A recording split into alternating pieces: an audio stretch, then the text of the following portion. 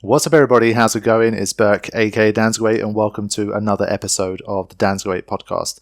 In this one, I am talking to Dan Eder, and he is a 3D character artist and a project lead on something called Project Memoria, which is a fan-made remake of Final Fantasy IX. We're going to be talking about, of course, the project, but first of all, getting to know him, his background, his interest in Final Fantasy, and then, of course, asking him the big questions about this remake and what his plans are for it, and what we can expect about it in the future. So I'll leave you to it. What's up, everybody? How's it going? It's Burke, aka Dansg08 here, and welcome to another Dansg08 podcast. For this one, I am joined by Dan Eder. Welcome, Dan. Hello. Hi. Well, thanks for having me. So before we get into it, why don't you tell the audience what you're known best for on the internet? Probably known best for my models. I'm a character artist currently located in Orange County, California, but I'm also the project lead on Final Fantasy IX Memoria project. So that's kind of the two main things that I spend most of my time on. Yeah, so Project Memoria, the Final Fantasy IX remake project, is the thing that brought you to my attention. The first trailer / teaser thing that came out, it whipped up a storm on the internet, and I absolutely loved it. And over time, as the project continued to develop, I really wanted to have a chat with you about the whole thing, get to know more about you and your career and your experiences with Final Fantasy, and of course the project, because I know a lot of people are very curious about it, and especially like me among my friends, when we first heard about it, we all have so many questions, and it's going to be nice to talk to the man himself about how everything's going. So it should be an interesting podcast for sure. All right, cool. But I think before we get into that, when we were talking on Discord before we started this, we both mentioned that we'd been playing Horizon Forbidden West and Elden Ring, and I feel like right now it's such a hot topic that I can't get straight into the Final Fantasy without talking a little bit about Elden Ring. Oh my god, I haven't been doing anything else, to be honest. I can tell you that the project took a major hit when Elden Ring came out, just because everyone's playing it. I mean, and I can't blame them. I've never been a Soulsborne kind of guy. I've tried a lot of them, right? I tried Bloodborne, I tried Sekiro, and I just could never get into those games. But man, this game is something else. I don't think I've ever played something like this. Yeah, I mean, I can definitely see where you're coming from. For me as well, I've only played Bloodborne before. I did really enjoy Bloodborne, but I never had like any proper Dark Souls kind of experience. But Elden Ring is just like, it's been a whole new level for me. And honestly, when I was planning for the series, because I'm playing both on the channel and I'm uploading both at the moment, before the games came out, my plan was like, okay, I should be able to manage this. You know, Elden Ring probably take like 40, 50 hours. Horizon, maybe 40, 50 hours. Even if they both sort of overlap, I can play both games, I should manage. And then the way it played out was just like completely different to that. And Elden Ring ended up being such an enormous game. Like it completely blew away all of my expectations. Yeah. For how big the game is. Yeah. And then after a few sessions, I was like, wait a minute, like, I can't play both of these games at the same time. They're just too different. And I'd be doing a disservice to Horizon if I tried to sort of do it together with Elden Ring. And Elden Ring, to be fair, took over. And especially like the last 2 weeks or something, it's been like purely Elden Ring, just playing it nonstop. So I definitely get where you're coming from. Yeah, I mean, Elden Ring is an investment. I mean, you have to invest so many hours. I can tell you that I've played, I think, something like 65 hours of Elden Ring, and I've only done like 5%. So I mean, I just can't see myself ever finishing this game, man. Just because there's so much to do. There's so much temptation, right, to just roam around and find random caves and stuff. That yeah. I mean, I can understand why people have a hard time doing anything else other than play Elden Ring. I think it's a thing, you know, that kind of defines open world games in general, but Elden Ring in particular, you know, it just does immersion so well, right? It just draws you into its world that it's hard to let go. It really is, man. And I've been saying as well, for me, one of the biggest factors this time around was I've never really played a game where I've had multiple friends playing it at the same time, and the conversation around it is so interesting because it's such an open world and there's so many options where everyone's doing something a different way. So every time someone plays, they give feedback to the group and they're like, oh, so today I went to this area and I beat this boss. And you've never even heard of that area or that boss before. Yeah. And it's just insane. Like the conversation around it keeps you wanting to play, because I thought to myself, well, I could finish Forbidden West in the next 2 weeks, let's say. But during those 2 weeks where I'm not playing Elden Ring, everyone's going to put in like another 50 hours, and I'm going to miss all of the conversation. Yeah. So I wanted to sort of stay in the loop. And yeah, like you've got 65 today. I got to 85 hours today in my playthrough, and it just goes on and on and on and on. It's ridiculous. Yeah, and I'm not even close. It's insane. But you know, with like Forbidden West, it's kind of unfortunate how I feel like history is repeating itself, because when Zero Dawn came out, 2 weeks later, Breath of the Wild came out, and it was it was pretty much overshadowed by that game in a lot of ways.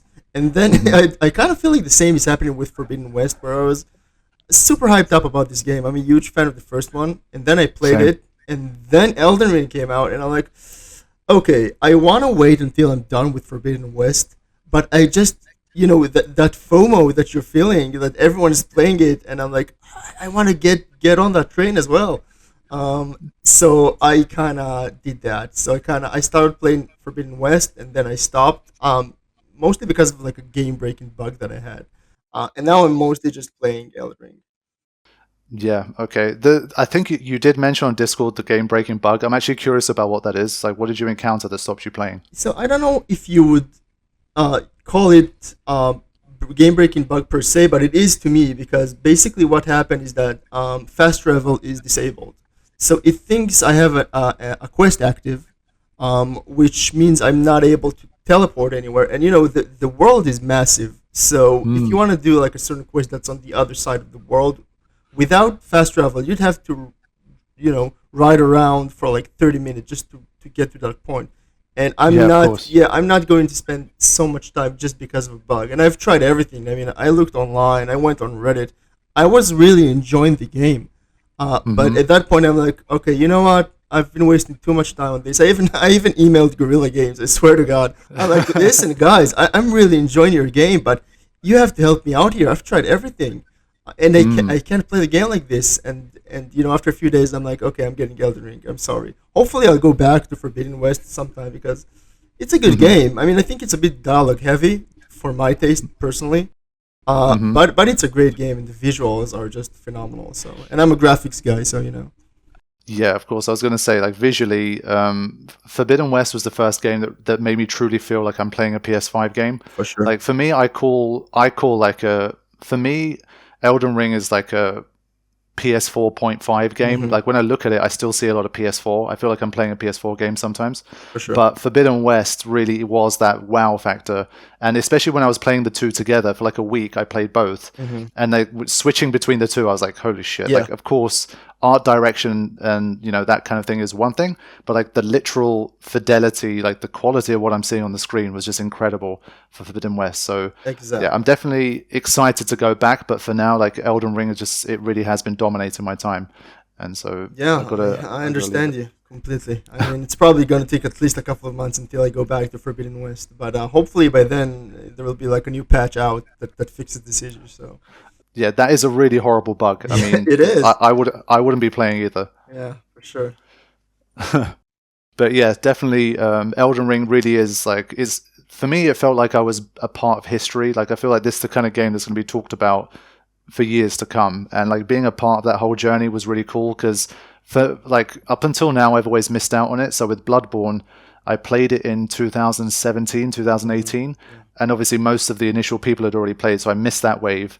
Then Sekiro came out, and I forget why, but I just didn't play it at the time, and so I've never played Sekiro either. But this time I was like, you know what, this game is so hyped. And especially when I saw the review scores and stuff, I was like, this game looks historically good. It is. I was like, I am not missing this experience this time. Yeah, I really think it's going to have a massive impact on gaming in general, because it breaks so many rules, and yet it still works. There are so many things in that game that I'm like, wow, I mean, games don't do this anymore, for better or for worse, right? Because a lot of it is kind of clunky, right? The way the UI works, for example, or the way they don't communicate very basic things. And there's literally zero hand-holding. For me, that is something that I never have to deal with in a video game, because most modern video games, they can't afford to just let let loose. But this game just breaks all the rules, and it works because you just feel like you're in 100% exploration mode at every given time. Mm-hmm. Without the map markers, it means that everywhere you go in the world, there could be a potential secret or something, because nothing is Yeah. marked really. So I mean, that just, I don't know, it's just so immersive. And the best thing about it is that I feel like, for me, it's potentially the gateway to other Mm. From Software games, because now Mm-hmm. I've dealt with it, right? I've I've defeated the beast that is called From Yeah. Software. So now that gets me hyped up about playing, going back and playing Sekiro, or Bloodborne, or Dark Souls, or Demon Souls. Mm-hmm. So that's definitely going to happen once I'm done with Elden Ring. Yeah. Yeah. I mean, for me, it's weird. I almost feel the opposite to that because I was talking to someone about this and I was like, you know what? This game to me feels like it has so much of the previous games and it's like this sort of the quintessential, the big masterpiece that has everything they've learned from like Dark Souls, probably through to Sekiro as well. And it feels like it's so much and it's so big that like in the future, I feel like I'm not as motivated to go back to Dark Souls 1 because I feel like if I was to go to a castle area of Elden Ring, it's basically like Dark Souls 1. Like, I haven't played it, but from what I've seen Yeah. in general, it feels like it's almost too good. Like, it's so good that if I ever want to play like a Soulsborne game, I'll just play Elden Ring again. Like, I'll run the game again. Yeah. I'll do a different build. I'll do a new game plus. Different Like, class. it demotivated me from playing some of the others. Other than Sekiro, because I always hear Sekiro is kind of stands alone compared to the others. Yeah. But like for Dark Souls, like if someone said to me like, "Are you interested in Dark Souls 1 or Dark Souls 3 right now?" I'm sure there's very valid reasons for me to play, but I'd just be like, no, like I'd rather just play Elden Ring. So it's been a bit weird in that sense as well. I understand. I think the open world is a nice change of pace from all the dungeons and castles that you're going to. Imagine in a game that is 100% those indoors sequences, so to speak. I Yeah. think could be a bit maybe tedious after a while, but I'm still going to give it a try, just because I really don't know. But now that I kind of figured out, what the game design is about and why it works, then I'm definitely going to try it. There's a chance I wouldn't like it, but I still Sure. I'm really looking forward to trying it. Yeah, it made me think of another conversation as well. I mean, open world games, they get talked about and critiqued a lot. Like the open world is obviously a big point of discussion and it's relevant to some Final Fantasy experiences as well. And I was thinking back and I was like, if you look at the games made from, let's say, 2013 onwards, and if you look at review-wise and like critical acclaim-wise, what are some of the best games of the last 10 years? If I was to say to you, Elden Ring, Witcher 3, Breath of the Wild, Red Dead Redemption 2, and GTA 5, let's say. I mean, clearly, open world games, when they're done right, they can be like some of the greatest gaming experiences of their generations and of all time. I agree. I do think though that it's an acquired taste. For me, open world games are mostly misses more than Yep. hits. For example, I think Witcher 3 is one game that is incredible, but I have never been able to finish it just because sometimes when you have this open world, you get overwhelmed. Sure. And sometimes you have to invest in it in a way that I'm not used to on a personal level. And I think I'm so accustomed to linear JRPGs, which has always been my number one genre, that sometimes I just don't have the patience for that exploration mode. But I think when it's done right, it's good. I think Horizon Zero Dawn is one example of a game that is done right. Breath of the Wild, I actually didn't like that much, shockingly. Wow. Yeah, Hot take. Yeah, that is weird because it's. I mean, it's. You would imagine that this is right. In my field in terms of the types of games that I like, but I just felt like it was too much for me. But tastes change over time. I Sure. can definitely understand the hype for open world games after playing Elden Ring. So I think this is probably going to expand my preferences a little bit for sure. Yeah, it could do. I mean, it is in many ways a game changer. I think there's a lot more people like you and me that don't have as much experience with this stuff, where this game really has proved to be a gateway. And I think that's probably why the conversation is still so strong, because there's been so many people that have FOMO'd in and are generally still like they're glad they did. I mean, there's of course people that did FOMO in and they're like, "What the hell is this game? This is too hard," or "I don't like the design philosophy. It's not my thing." Yeah. But there have been a lot of new people coming into the space, I think, and enjoying it. So Yeah, agreed. it's been cool to be a part of. Yeah, for sure. Okay. I'm not going to drag on the Elden Ring. People are, of course, here for Project Memoria, Final Fantasy. We're going to get into all of those things. But I think, first of all, I want to know a bit more about like you and your career. So we're going to kind of paint a picture of your life up until the point that Project Memoria started to become a factor. So why don't you tell us a little bit more about like your career and your early life and your education and how it all sort of led into the life that you have now? Yeah, sure. So I've been doing 3D for about 8 years now. I've always been kind of like, artistically inclined. I've always been drawing, and was very interested in video game art, illustrations, and all of that. But it took me a long time to kind of figure out what I wanted to do because I grew up in Israel, and the video game industry in Israel is very mobile focused. So I always wanted to do these types of detailed, fully fleshed out characters that I'm doing, but there wasn't really an outlet for that in Israel. So a few years ago, I moved to the States, to California, and that really opened up a lot of possibilities in terms of job offers, in terms of doing the things that I really want to do. Up until that point, I was freelancing. I had clients from all over the world, and that was very enjoyable. But I think that at a certain point, I wanted to do something that has a bit of a higher investment level. So that's when I was approached by the Multiverses team, which is, you might have heard of it. It's a Warner Brothers published game. That kind of, it's like a mashup of, characters from DC, Looney Tunes, Game of Thrones, and all of that. Okay. And I joined the team at the very beginning, which was 2.5 years ago, and I've been having a lot of fun. Just because you get to do a lot of characters that you grew up with, like Bugs Bunny, and then you see them kind of running around and fighting and being voice acted by the actual original characters. It's been very, very satisfying. But at the same time, I've also been taking on a lot of side projects. Not only my portfolio, which I try to create a new character every month or so, but also obviously Memoria project. Which has been my main point of interest for the past year or so. So for this company that you're working for right now, are you not freelance? Are these side projects just things that you're doing in your own time for yourself? Yeah, for sure. I've always said that 3D isn't just a profession; it's an actual hobby. So it's either I kind of try to balance my free time between making these models and playing my PS5. Those are two kind of like conflicting interests, because oftentimes I would play Elden Ring and I would just think, man, I could have created a new model. I mean, in the 55 hours that I just spent in this game. But then when I'm creating a model, I'm like, damn, I have this PS5 that I'm barely touching. I mean, what's wrong with me?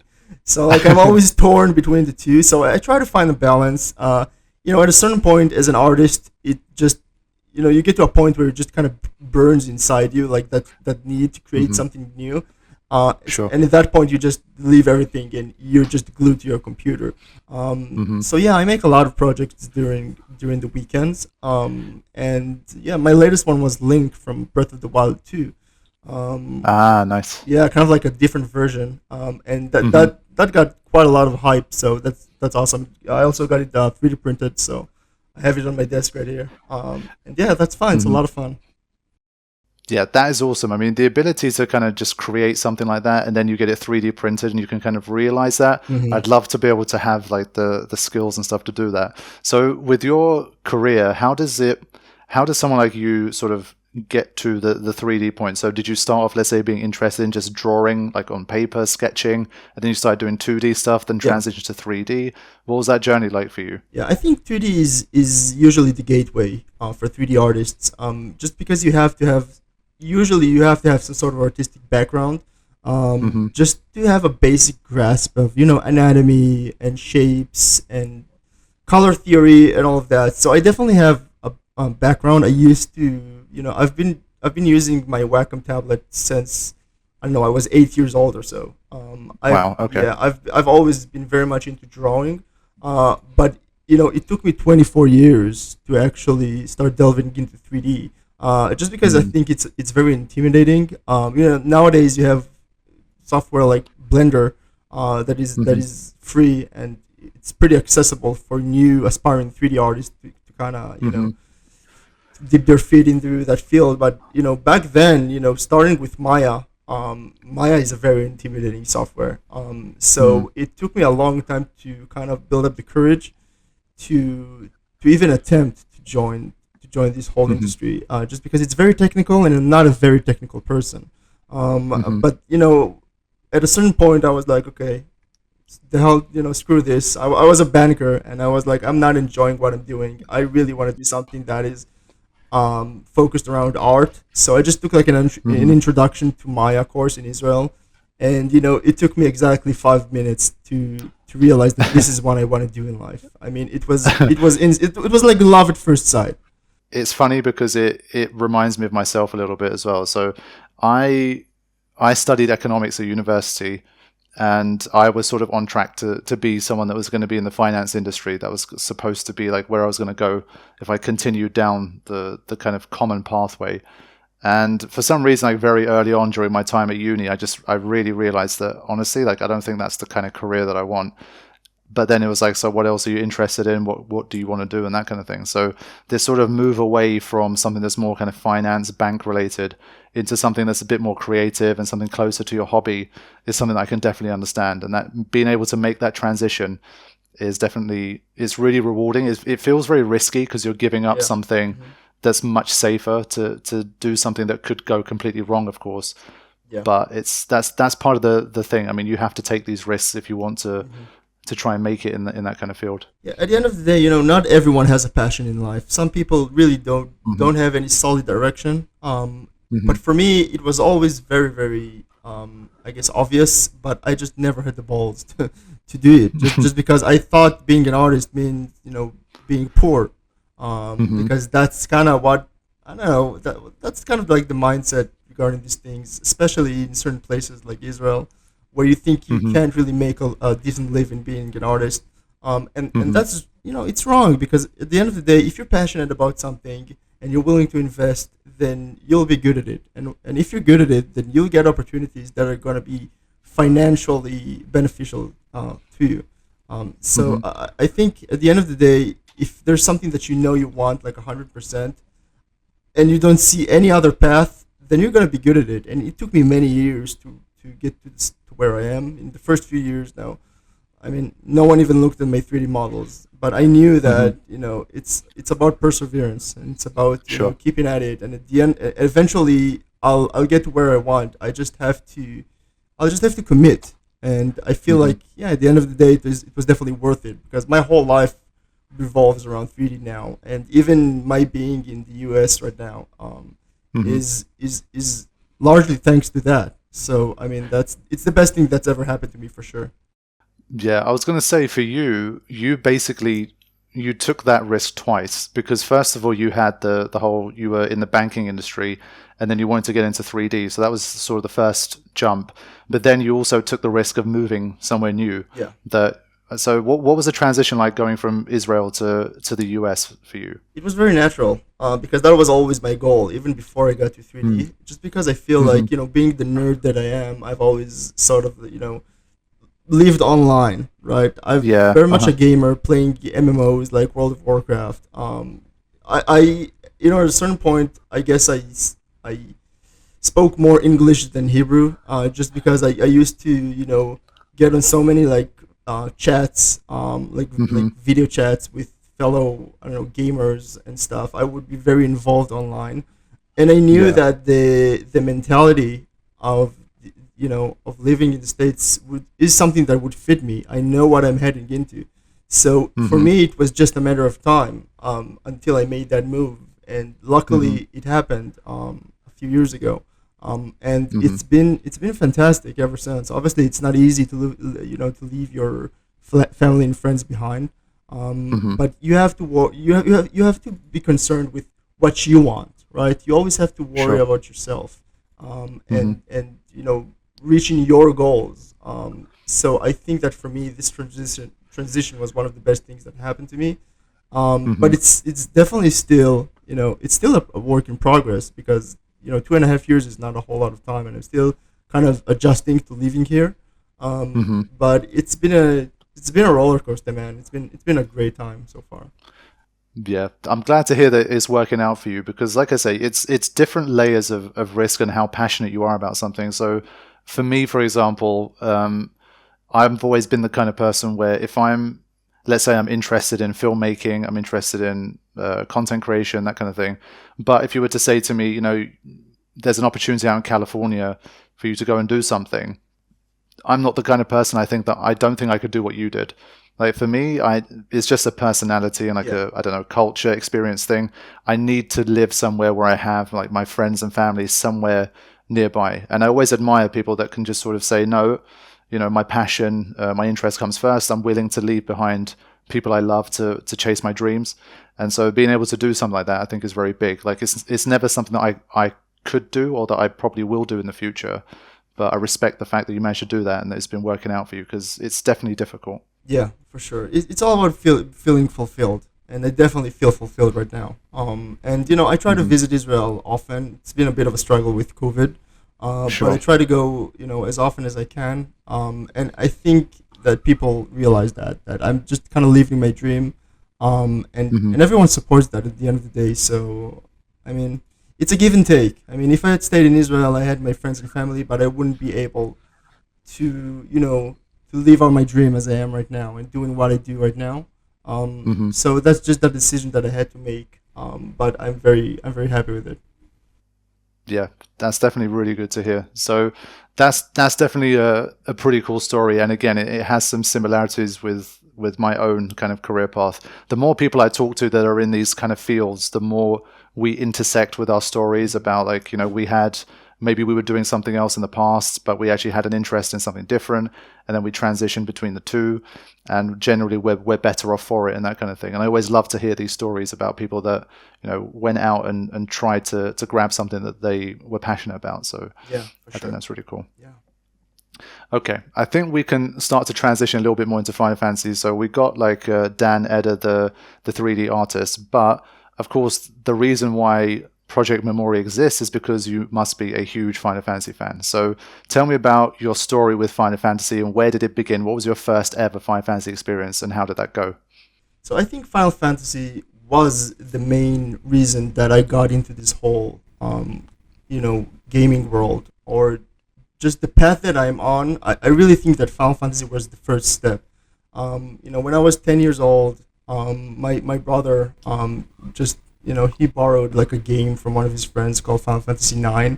And at that point, I could barely speak a word of English, but he loaded it up, and I was like, "Wow, this is the prettiest game I've ever seen in my life." Mm, And I was just obsessed with it.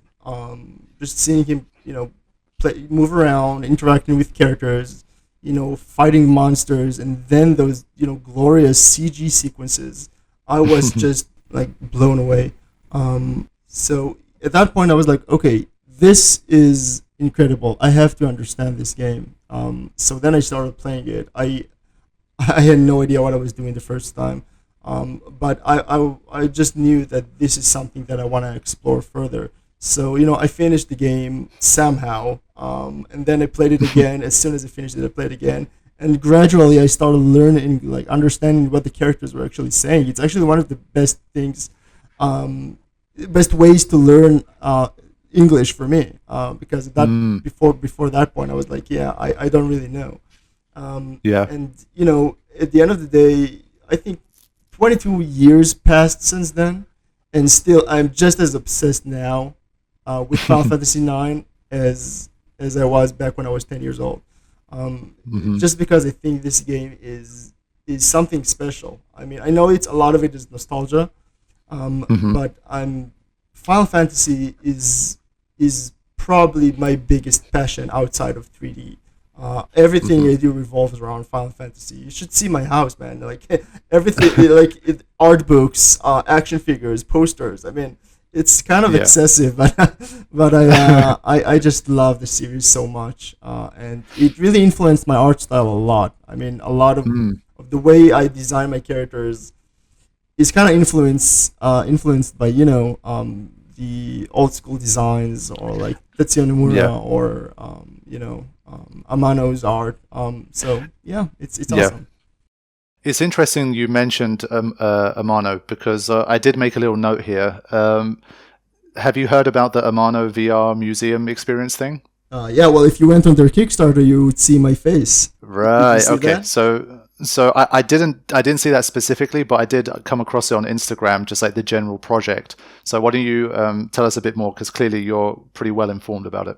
Yeah, they actually reached out to me, I guess, thanks to Memoria project, and they Hmm. told me that Amano is going to open up a new VR museum of his artwork, and obviously Hmm. his art made a huge impact on me during my childhood, Sure. just because he's the original designer since Final Fantasy One, essentially. So for Hmm. me, he's like my hero, right? He, Sure. along with Nobuo Uematsu. I mean, both of these are like, yeah, these are wow. I'm just idolizing these guys. Of So course. so yeah, they're like, are you willing to preview this game for us and kind of demo it? And they sent me like an access code, and I Hmm. just tried it with just tried it on Steam, and it was actually pretty incredible.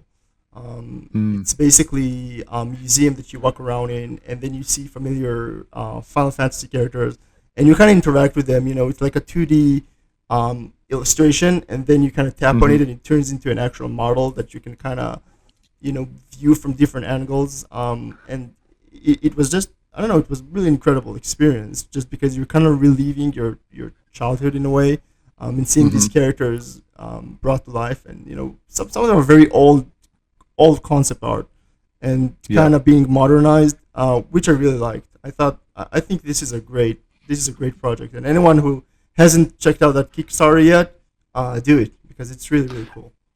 Yeah, I'm going to put a link in the description of this one. I don't know if it will still be running when this is aired, but I do think people should know about it. It was pretty interesting to me. The only thing for me was I was looking through the Kickstarter like pledges and stuff, and I was like, there was one in particular that took my attention that I wanted so badly, but I was like, this is just too expensive. I can't justify it. In more recent times, I've been trying to, like, I'm not a Final Fantasy collector by any means. I have probably less than like 10 items related to Final Fantasy or something. But the art of Amano is something that I've become a bit more interested in over time. And specifically, I really enjoy his Water Warrior one. I don't know if you know specifically which one I'm talking about. The Final Fantasy X, Tidus and Yuna artwork that he has. Mm. Is it up on his Kickstarter? I think so. Basically, it's the poster that they give away if you pledge a certain amount. Oh. It has like a yellow background with Tidus and Yuna in the artwork. Oh, there it is. Yeah, I see it. It's Yeah. really beautiful. And I saw there's one level where it was like, I think it was like $600 or $650, and it's like you get a signed copy of that poster. And I was like, oh, like this is so agonizingly tempting. But I Yeah. was like, it's a bit too much, because like I really love that poster. And obviously having a signed one from him would be really special, but it was just like a bit too far. But I was super tempted, and I saw how quickly they were disappearing. It's like a limited quantity. I was like, shit. For sure. It's weird to me that you'd want that poster, because I didn't know you were a Final Fantasy X fan. Yeah, that's it. No, it's actually funny you say that, because I've got the 24/7 Final Fantasy stream on the channel, and it means like a lot of people that are strangers to the channel just happen to come across it. And then I'm kind of sometimes in the chat, I'm chatting with people, and they'll just casually ask, "Oh yeah, so Dansg08, what's your favorite Final Fantasy?" And I'll just laugh, because like anyone who's a regular there, anyone who's spent more than Anyone 10 knows. minutes, Yeah. everyone knows. Yeah, 10's my jam. So I get it, dude. I think that if 10 was my first Final Fantasy, not 9, that would there might be a Spira project right now. oh man, why'd you have to say that now? Honestly, Why'd you have to I mean, say that? my second favorite Final Fantasy, but only because it's the like it's not the first one I played. Usually, the first one you play is Sure. your favorite. But I Yeah. mean, 10 is just a beast of a game. It's just incredible. Yeah. I mean, you won't find any protests from me about that. And Who knows? Who knows? Maybe in a year or two. I mean, I'd obviously love that. One of the reasons also is that it's one of these things where I was thinking about this, obviously, in chatting to you. I was thinking about remakes and all this kind of business, and which Final Fantasies deserve a remake, which one of them need it the most. And I think for Final Fantasy X, a lot of people would say, especially compared to a lot of the other ones, it doesn't really need a remake. It's got the HD remaster. Yeah. It's already voice acted. It looks fine. It looks nice. Yeah. But then I saw, you must have seen it as well. There was like a Final Fantasy X 20th anniversary Unreal Engine 5 teaser kind of thing, right? Yeah, I saw that. I saw that, and I was like, you know what? I think I do want a Final Fantasy X remake. Why not? I'm happy to get that. For sure. I mean, the cool thing about that one is that it reused assets from the original game, but it just put them in, in Unreal Engine 4 or 5, and added in a bunch of camera effects, VFX, all of that. It really gave it like a facelift, and it looks glorious. But I agree. I think if I were to remake a Final Fantasy game, 10 probably wouldn't even be in my top 3, just because I feel like it aged really well. It looks beautiful. It plays beautifully. I don't think it needs a remake, to be honest. Yeah, I think I do agree with you on that one. So, but it's one of those where if, let's say, you did Memoria Project and everyone loved it, and then just because you love Final Fantasy X as well, you wanted to do something to do with 10, I don't think you'd find many complaints if you tried as well, because it's obviously one of the most beloved in the franchise, of course. But if we're talking about which ones I feel at least need a remake the most, probably Final Fantasy VI is at the top of the list for me, I think. Yeah. I'm replaying it now. I'm playing the Pixel remaster. Okay. I haven't played Final Fantasy VI, I think, in over a decade. So this is quite an experience, because I'm like, this is very different from what I remembered, because the gaming industry has progressed so much in the past 10 years since the last time I played it. And I think it looks great, but it definitely shows its age. I mean, maybe not as, weirdly not as much as Final Fantasy VII. I think 6 actually aged better than 7, just because it has a pixelated look. Sure.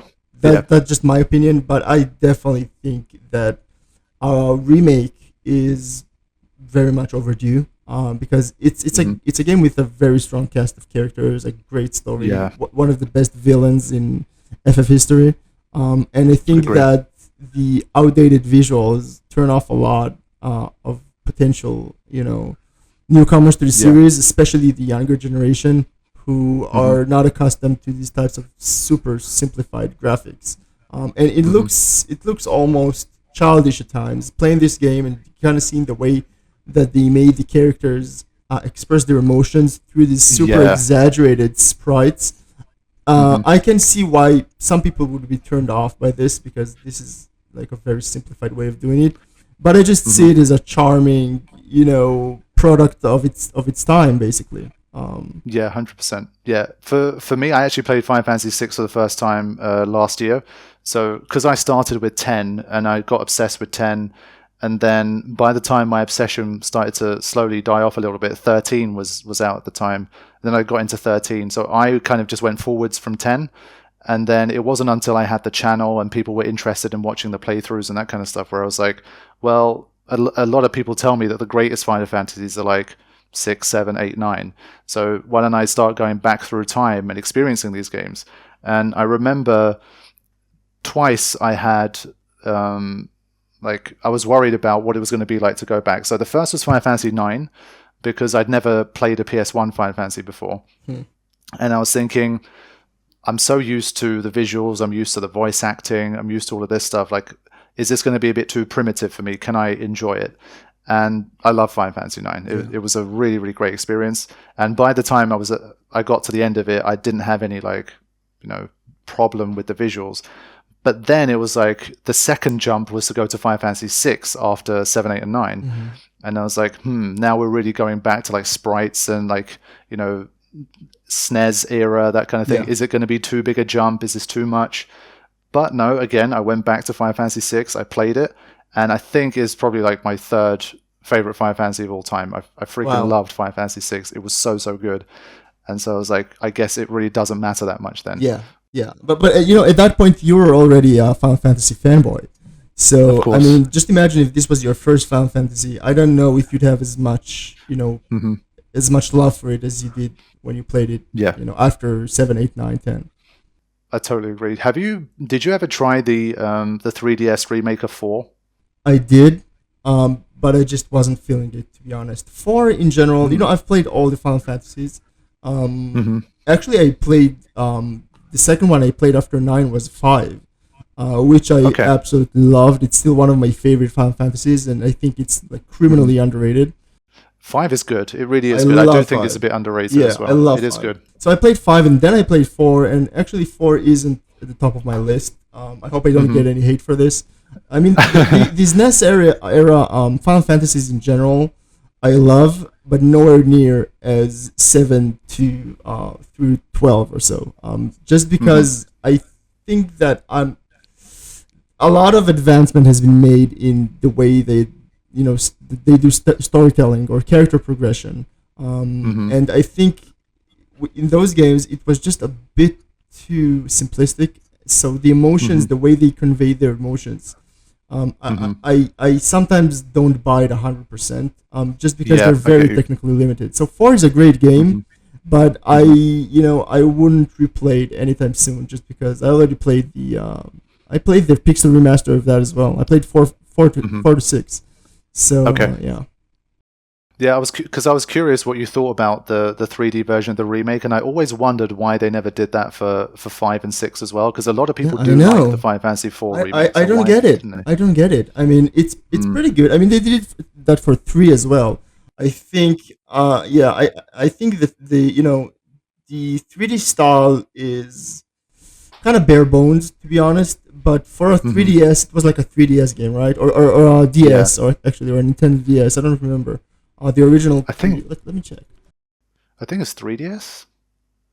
No, it's Nintendo DS. Yeah, 2004, man, dude. 18 years. Yeah. So I mean, I haven't played that one. But just because if I am to go back and play the older Final Fantasies, I'd rather play the authentic versions. That's kind of like the way I think about it. So I didn't really play the 3D games, but I'm not opposed to it. Maybe someday. Yeah, because I had obviously the same thing when I announced that I was doing Final Fantasy 4.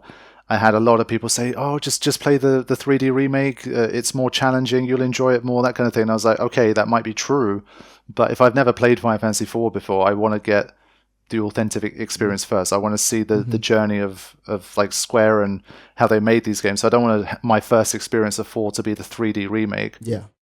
So you just played 4 for the first time? I'm playing through it right now. I had to take a break on the channel because obviously the Elden Ring thing happened with Forbidden West, and it was just too much. I couldn't do all of it at once, so I had to take a break. But I'm going to resume in I think a couple of weeks or so. So what are your thoughts so far? I think 4 I really did like as well, but so far at least I think 5 overall I enjoyed more. But 4 is definitely solid as well. I think 6 is definitely my favorite of that trio. Yeah. But 4 has definitely some interesting aspects. I think one of the things I found most interesting was the way that what's happening in the story and in the world manifests into the gameplay in a really unique and interesting way. So, for example, let's say in Final Fantasy X you've got the Brotherhood sword, which has like a story context. It belonged to Chapu, and you see the scene where he gave it, and then that's like it's a factor in the gameplay. But like with Final Fantasy IV, there's literally this whole story of Cecil, and you have like the Paladin, and you have the Dark Knight, and then you have the way that his ability and his class changes mid-game. You have the fact that, let's say, Rydia is afraid of fire when you first meet her, so she can't use the fire spell in the game. Yeah. So these kind of links between what's going on in the world and the actual gameplay I thought was really interesting. I don't think I encountered it all that much in my experiences later on, which was really cool. So it's definitely some interesting aspects to it, but you can also see a lot of things that didn't really make it through the rest of the franchise, where they probably looked at it and they thought, okay, maybe this wasn't the best implementation of this, so let's not use this for the next game. Yeah. But there was definitely a lot of experimentation during that time. I mean, every game, even things that worked, they kind of tried another direction in the sequel. So I definitely think it's a big step up compared to the first 3 in terms of storytelling, just because it has an actual fleshed out story with characters, which, I mean, 2 kind of has that as well, but not as good as 4. So I think it's a great cast of characters. I think they're very memorable.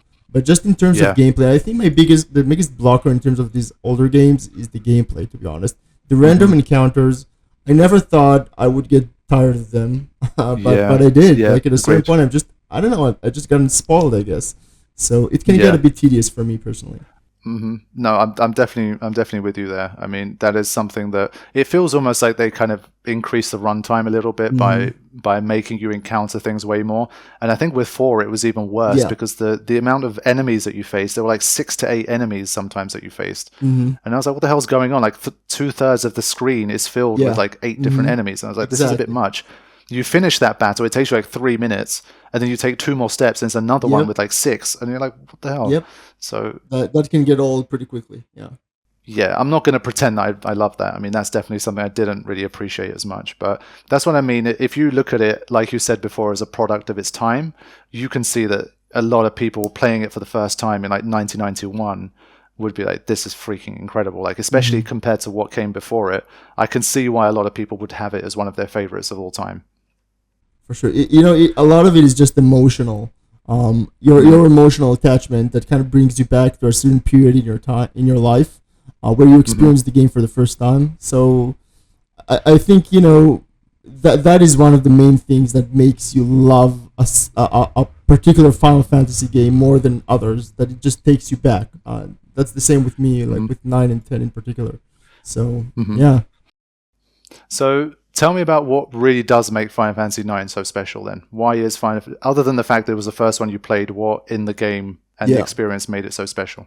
Yeah, well, first of all, I'm a sucker for fantasy games and kind of like medieval slash fantasy. It's always my preference. So if I were to choose something Hmm like that, or something like FF13 or 7, that they're a little bit more, I guess, modern or edgy, I would always Mm, go with the more fantasy approach. okay. So already from that point, it's already a good fit for me. But hmm then when you get to the actual characters, and you get to the story, there's just something about it that you know is just so full of heart. This mm, game is just, you can really feel the passion behind it, and I know it kind of sounds cliche, but you play the hmm game and you really get the feeling like the developers really cared about these characters, and really fleshed them out, and the way they built the world and the different races and just everyone's own goals and emotions and the way they convey them, even though they were, again, it's not FF4, but they were still pretty technically limited in terms of the Sure. way that you did, expressions and stuff. There really wasn't any of that. It's hmm mostly through text, but the way the visuals and the music come together along with the actual dialogue, or I don't know, just everything about it really resonated with me.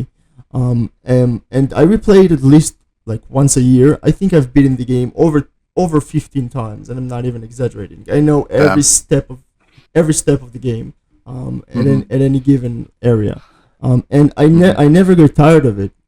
Just because I feel such a strong connection to these characters, hmm and I don't know. It's mostly to bottom line, it's the atmosphere of the game.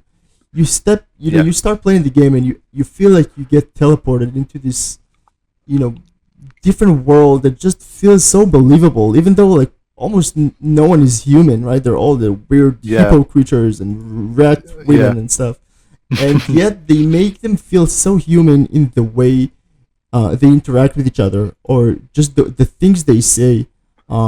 It's, I don't know. It actually feels like I have an attachment to these characters, almost like they're real, which sounds kind of hmm weird because I'm just, you say Vivi, for example. That hmm little guy feels like a brother to me. I mean, I know it sounds weird, but I'm like, damn, I grew up with this kid, and I Yeah. know everything about his storyline, about his existential crisis, hmm and I just love all of that. So it was a no-brainer for me. I mean, to when I started thinking about which game I wanted to kind of remake, I mean, hmm it I didn't even have to think about it for more than a second. Yeah. Well, when you explain it like that, I definitely understand it a lot. I mean, when I played Final Fantasy IX, I felt a lot of the kind of stuff that you were feeling as well. And for me, I always said that it's a game that felt, it really did have like a lot of charm and a lot of heart. And even though it did deal with a lot of quite, like you say, like existential issues, there was always this sort of ray of like hope and charm and like light that came through the game. It has a really nice vibe and atmosphere, and it's definitely a game that I enjoyed playing a lot the first time. And I do want to play it again someday. I've only played through it once properly, but I definitely had a really good time with it. And Vivi, of course, like you say, I think he's got to be one of the most like universally loved Final Fantasy characters of all time. He's just really special. Yeah, for sure. When was the last time you played FF9? I think 2015, something like that. So was that before the Moguri mode? Yes, it was. Yes, dude, then it's time to replay it with the glorious, glorious oppressed pre-rendered background. Okay. Yeah, I'd love to. I mean, as you've been hearing, like the schedule on the channel and the things I'm playing, the backlog is like infinite. But it is like, if I do go back, it feels like one of those Final Fantasies that probably aged maybe a bit better than the others in the sense. I remember, again, when we're talking about which Final Fantasies should be remade, I often tell people that I don't feel like Final Fantasy IX needs it as badly as, let's say, Final Fantasy VIII, because IX's art style and its charm, I feel like it still translates well today. Yeah. But I feel like 8, for example, would need those visuals more to tell its story in a better way. I feel like the core like heart of Final Fantasy IX, it shines through regardless of what it looks like. But I think a game like 8, for example, and 7, I think really do benefit from that extra realism to help that immersion and that sort of telling of its story. So that's why I've always said 9, it felt like it never really needed a remake as much. So when you said when I found out that you guys were doing it, I was like, well, that's an interesting one. But then after I saw the trailer and stuff, I was like, okay, this is cool. This is what I want to see. I think the main reason why I do think 9 needs a remake doesn't even have to do with the visuals, because I agree the visuals held up way better than 8 and 7, just because of the art direction. When you have this level of detail and this level of saturation and vibrancy to everything, then that really makes up for the technical limitations that they had at the time. And also it was near the end of the PS1 cycle, so it was much better in terms of the actual graphical quality than 7 and 8. The main reason why I wanted why I chose 9 over anything else is because I wanted to shine that spotlight on it, just because I think that there are too many people who just know Final Fantasy thanks to Final Fantasy 7 or 10. Sure. I mean, it's no lie that these are the two most popular Final Fantasies, especially 7, obviously. And I always felt like Final Fantasy 9 didn't get the attention that it deserved, especially since it was near the end of the PS1 cycle and not a whole lot of time before FF10. I mean, I think it was like a year between those two, and at that point, everyone was like, "Okay, I'm just gonna get the new version, the PS2 version," and so many people missed out on this game. And to me, that's just a crime. It's because it's just such a phenomenal game. So I really wanted people to kind of see what my hype was all about, like what I loved about it. And the best way for me to do that was to, just make it look like a modern AAA game. I mean, because if there's one thing that a lot of people like is, remakes, seeing like old versus new, seeing something brought to light in a new kind of like a new style or a more modern style. So I think a lot of people told me like, listen, I've never played 9. I mean, I only know Final Fantasy 7, but I should play it now because it looks so cool. I mean, the architecture, the art style. I mean, so already, even though Memoria project is still a work in progress, already so many people have been exposed to this game that they've never really experienced before. So to me, that is just like, mission accomplished. Yeah, absolutely. I mean, it does put it on the map more. I'm sure there's maybe been some people that are like, I'm really excited about this project, but I want to go and play the original to see what this has been about, to be able to sort of have a comparison point and that kind of stuff. So especially after that first trailer, I think it has a few 100,000 views now, and it was all over Twitter and that kind of thing. It really did shine a spotlight on what is a fantastic game. Yeah. But before we get into Project Memoria specifically and Final Fantasy IX, since you are someone that's tasking themselves with remaking a classic PS1 Final Fantasy, I think it would be remiss if we didn't talk about Final Fantasy VII Remake. Yeah. So what did you make of 7 Remake? I loved it. I absolutely love Final Fantasy VII Remake. I honestly was not expecting it to be as good as it was, especially considering Square Enix's many missteps over the years. So I was pretty pessimistic about the remake, especially since it's only the Midgar portion.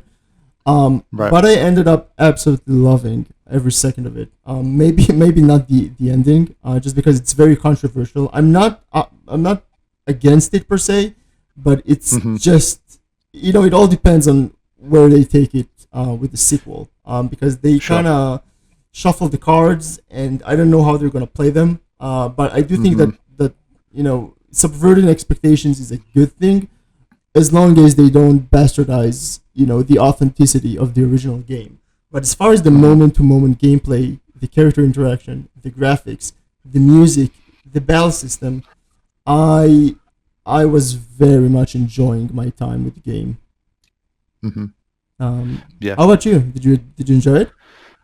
Yeah, I thought it was really well done as well. And I think honestly the biggest problem with the game was the fact that it quote unquote had to be the Midgar section, because when I think of the things I disliked the most, it generally all stems from the fact that they didn't give us the full Final Fantasy VII story. Like, if you take out, let's just say in a theoretical world, they had all the time in the world and they had all the disk space they could ever want, and they just made one game that was the remake that had the entire story in it, and they didn't have to make Midgar like a 40-hour experience. If they made Midgar like a 15-hour experience, 10-15, maybe the whole game still would take like 100 hours in this theoretical game that I'm talking about, but you wouldn't have to have that weird sort of ending situation in Midgar. Yeah. You'd probably be able to introduce Sephiroth later and more naturally, like the same way that he was in the original, because again, you're trying to make like a standalone game. For the first one, you don't want people to feel like, oh, this is just some Midgar portion of a big story. You want it to feel like its own story. So I think for that, and well, because they knew that Sephiroth is of course so iconic and everyone already knows him, they gave you a lot more of like the big, oh look guys, this is Sephiroth, and Cloud's like having all these flashbacks of him and that kind of stuff. Maybe that wouldn't have been necessary if they didn't have to do like the whole we need the whole Midgar portion. I agree. It had to be climactic, right? It couldn't end the way that it did in the original game, because I mean that is not a way that you end a AAA game. And also the way they included Sephiroth so many times and so early on is one of the only things that I really disliked about the game, because that kind of takes away the mystery. Because they he was barely shown in the Midgar, if at all. I don't think he was mentioned, like shown at all during the original game's Midgar section. So the game had to have a villain, and I guess President Shinra didn't cut it, so they had to include Sephiroth, and I didn't like that, but also being a game developer, I understand a lot of the decisions that they made, especially splitting it up into different installments, because and I think that a lot of people don't realize how unrealistic it is to expect them to have a game look like this, but on the scale of the original game, because that's pretty much an impossibility, right? Because they have a tendency to obsess over visuals. I'll admit, Square Enix in particular. Sometimes I think they maybe put too much of an emphasis over visuals, but also if they were doing a remake, then they might as well go all the way. I mean, I wouldn't want them to do half a remake, like just a remaster or something like the Trials of Mana game, for example. That is like a remake, but it still looks a little bit outdated. So I'm glad that they took it all the way, but I'm also highly concerned about how long it's going to take them, because it's been 2 years since the game was released, and there still hasn't really been any official announcement. I mean, we all know that it's happening, but they haven't even shared anything about the sequel. So how long is it going to take, and what kind of changes are you going to make to not make it anticlimactic, just like you did with the first game, and That's something that really concerns me. I just don't want them to veer too much from the original game storyline. I know they're reviving some characters.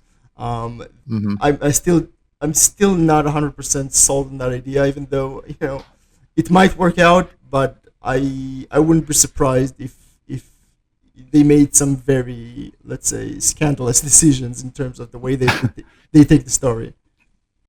Yeah, I think that's generally what's on people's minds. What sacrifices are going to have to be made with the story for them to sort of, I guess, fit it into whatever structure they feel like they need. And from your perspective, with like game development side and remake side, that kind of thing, do you see this being like a trilogy? Do you think they need 3 games to do it all? I think it's going to be a trilogy, yeah. Because if you look at the original game, the Midgard portion is about 20%, so I don't really imagine them putting the other 80% in just one game.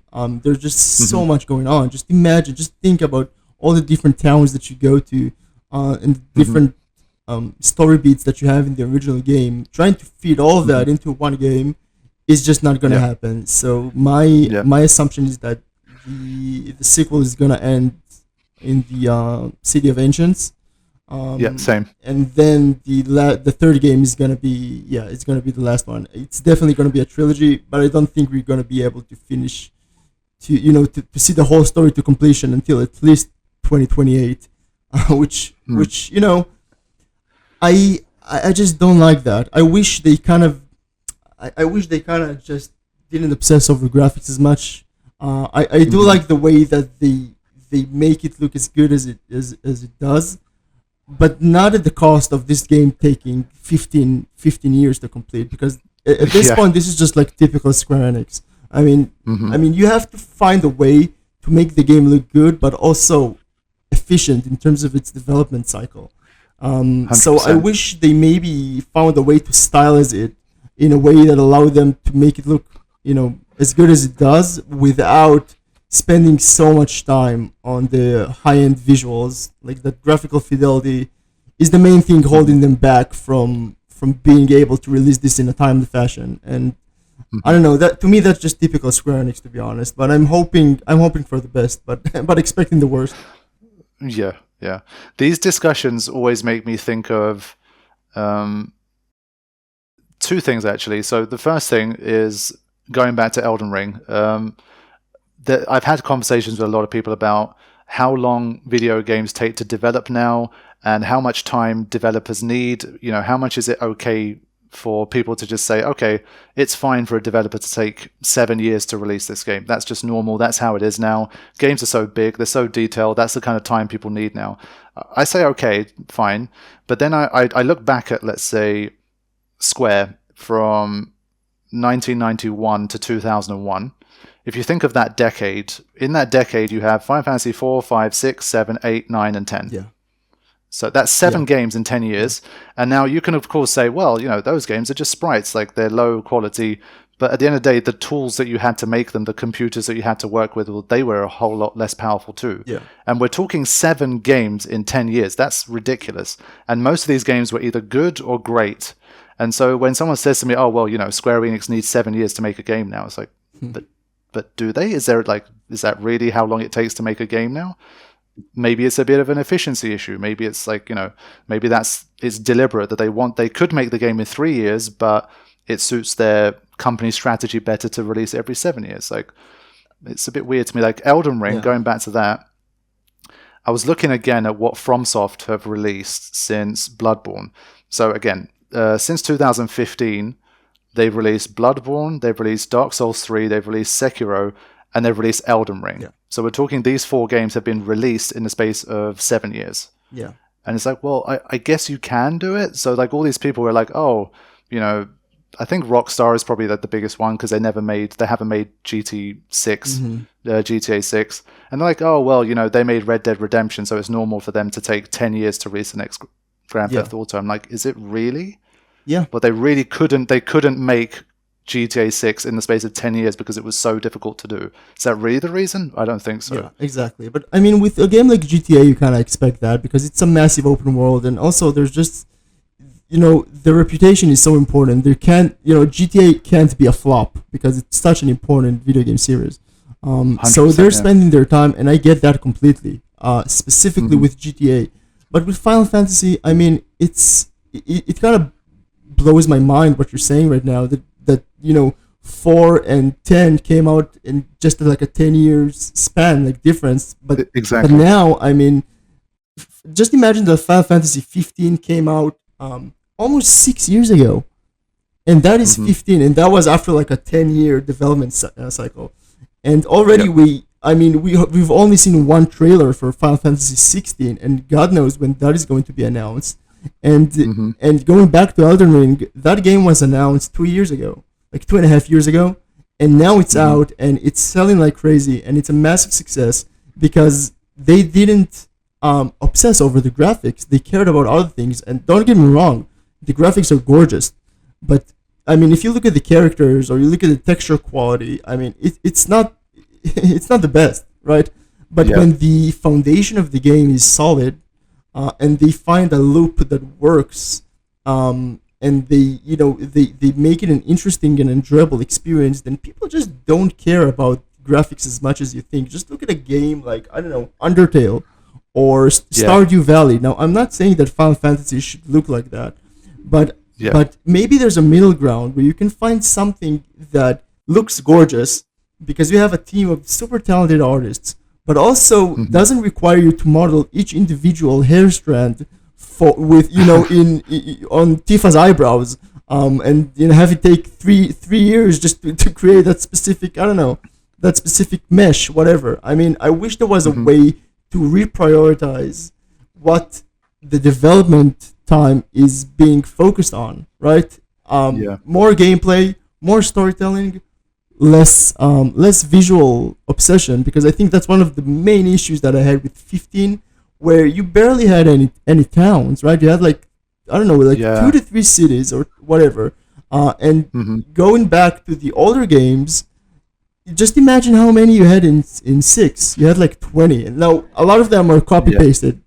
That's fine, but still, I mean, if only you even Final Fantasy 12. I mean, 12's world was incredible. Yeah, exactly. I mean, and that still looks gorgeous. I mean, and the towns look very different from one another, but I mean, they found a way to make them look good, but also not take years upon years. And I think that is the main thing holding Square Enix back, is that they just obsess over graphics, and as a result, that forces them to scale everything down.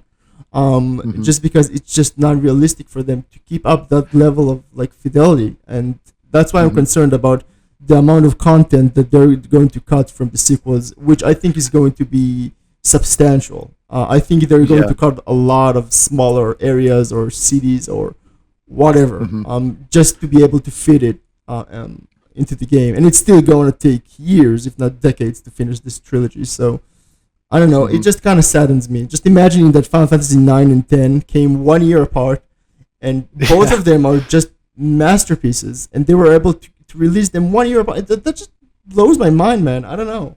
I wish we went back to that period, to be honest. I don't care if the game looked exactly like that. I would take that, like an annual release that looks like Final Fantasy 10 over a 10-year development cycle for a game that looks like Final Fantasy 7 Remake. Yeah, honestly, I think a lot of us Final Fantasy fans were probably in the same boat, and I think you, obviously, as someone with some more developer perspective, that's, I'm sure, one of the reasons why it's also taking longer as well. What do you think they're going to do for Remake Part 2 in terms of, one of the biggest questions, of course, is what are they going to do about the whole world map, the overworld travel, and that kind of stuff? Do you have any thoughts on how they might tackle that? Because they haven't said anything about it yet. I think the sequel being open world is inevitable, especially considering all the hype around open world games. Even if you look at Elden Ring, let's say if they weren't planning on making an open world by this point, after Elden Ring, they're for sure going to. Just because I think they're not gonna, the world map, the way that it was in the original, isn't gonna cut it. I wouldn't mind at all if you walked around in a miniature world, the same way it was with Final Fantasy 7 to 9. I think, same. I mean, for me, that would be charming, but knowing Square Enix, they're so obsessed with realism that they're not going to do that. So, I mean, I think it's going to be a huge open world. but also not as free roaming as Elden Ring, because you still have a story structure that you have to adhere to. So it wouldn't make sense for you to leave Midgar and jump straight into Junon or whatever, just because the story doesn't really support that. So it's still gonna be fairly limited. But I think it's going to be a big open world, similar to Final Fantasy 15, but hopefully a lot more interesting. I really hope that they understood that side quests are important, and making them substantial and making them, interesting is something that you have to do. Because you have to build a world around, like the game around the open world, and not the other way around. Because with Final Fantasy 15, it really definitely felt kind of shoehorned in. It didn't feel like you can really tell that they went at a certain meeting. They went like, okay, wow, we have to incorporate an open world because people are expecting it. So let's just throw something and kind of make it work. And it just feels very disjointed. And hopefully the sequel doesn't feel that way. Yeah, hopefully. For now, at least, I'm going to be in opposition to that opinion, because from the start I've said I don't think they can do it in terms of a real open world like Final Fantasy 15-esque, where it's truly a big open world with all of those areas that we remember from Final Fantasy 7. Personally, I think that's just too big. I don't think they can do that.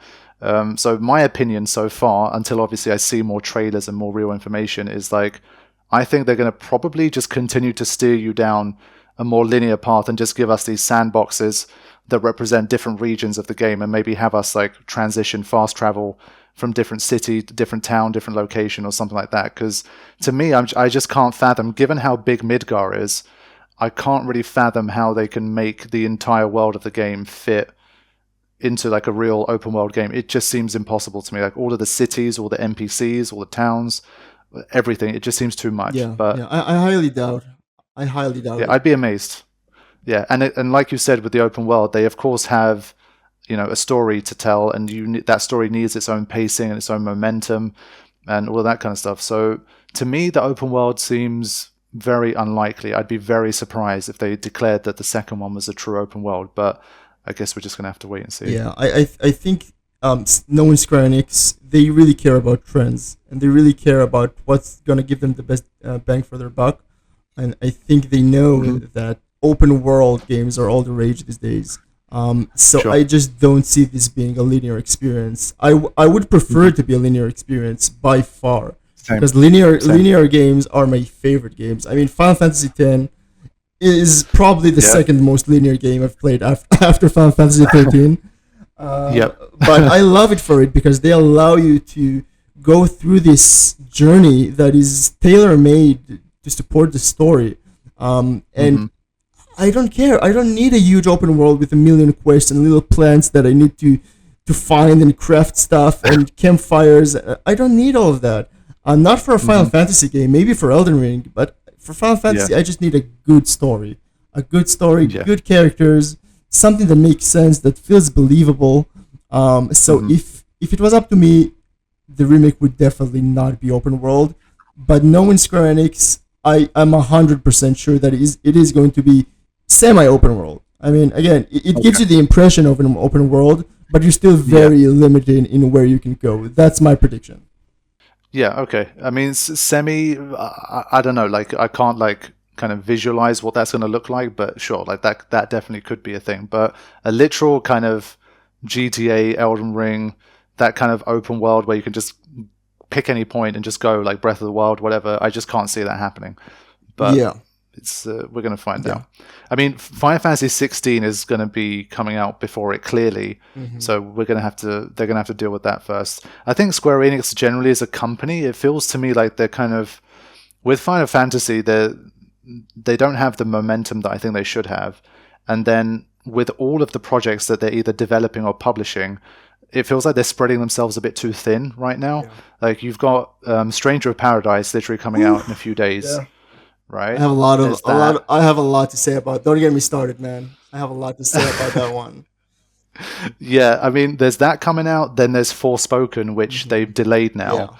That one, like, I don't think the buzz around that is that strong right now. Like, I'm not particularly interested in the game. and it seems like very mixed on social media and stuff. And I think with Stranger of Paradise already coming, Elden Ring, Bonanza, Horizon, all of these things happening, I think it was probably a smart decision to not throw this in the ring when everything else is kind of killing it right now. I agree. But I'm also highly concerned for the steps that, the decisions that they're making. I think they've had so many missteps lately that I almost feel like they're starting to lose their identity, especially when it comes to Final Fantasy. And that makes me a little bit sad. Just looking at Stranger of Paradise, I really, on a personal level at least, I really don't like this direction at all. Like, the decisions they made with this game is just... I'm not gonna get it, and it's weird for me to say that there's a new Final Fantasy game that I'm not gonna buy, but just out of principle, I'm not getting this game just because this is not how I would remake Final Fantasy 1, or these are not the characters that I would design for a Final Fantasy game, or the visuals, or the script, or everything I've seen about this game is the exact opposite of what I would want this series to look like. So all my hopes are purely on Final Fantasy 16 right now, just because I do feel very optimistic about that game, and hopefully it lives up to the hype, especially considering the developers behind it, like the FF14 team. That makes me very hopeful, and I just cannot wait. It's probably my most anticipated game right now, even more than 7 Remake Part 2, probably.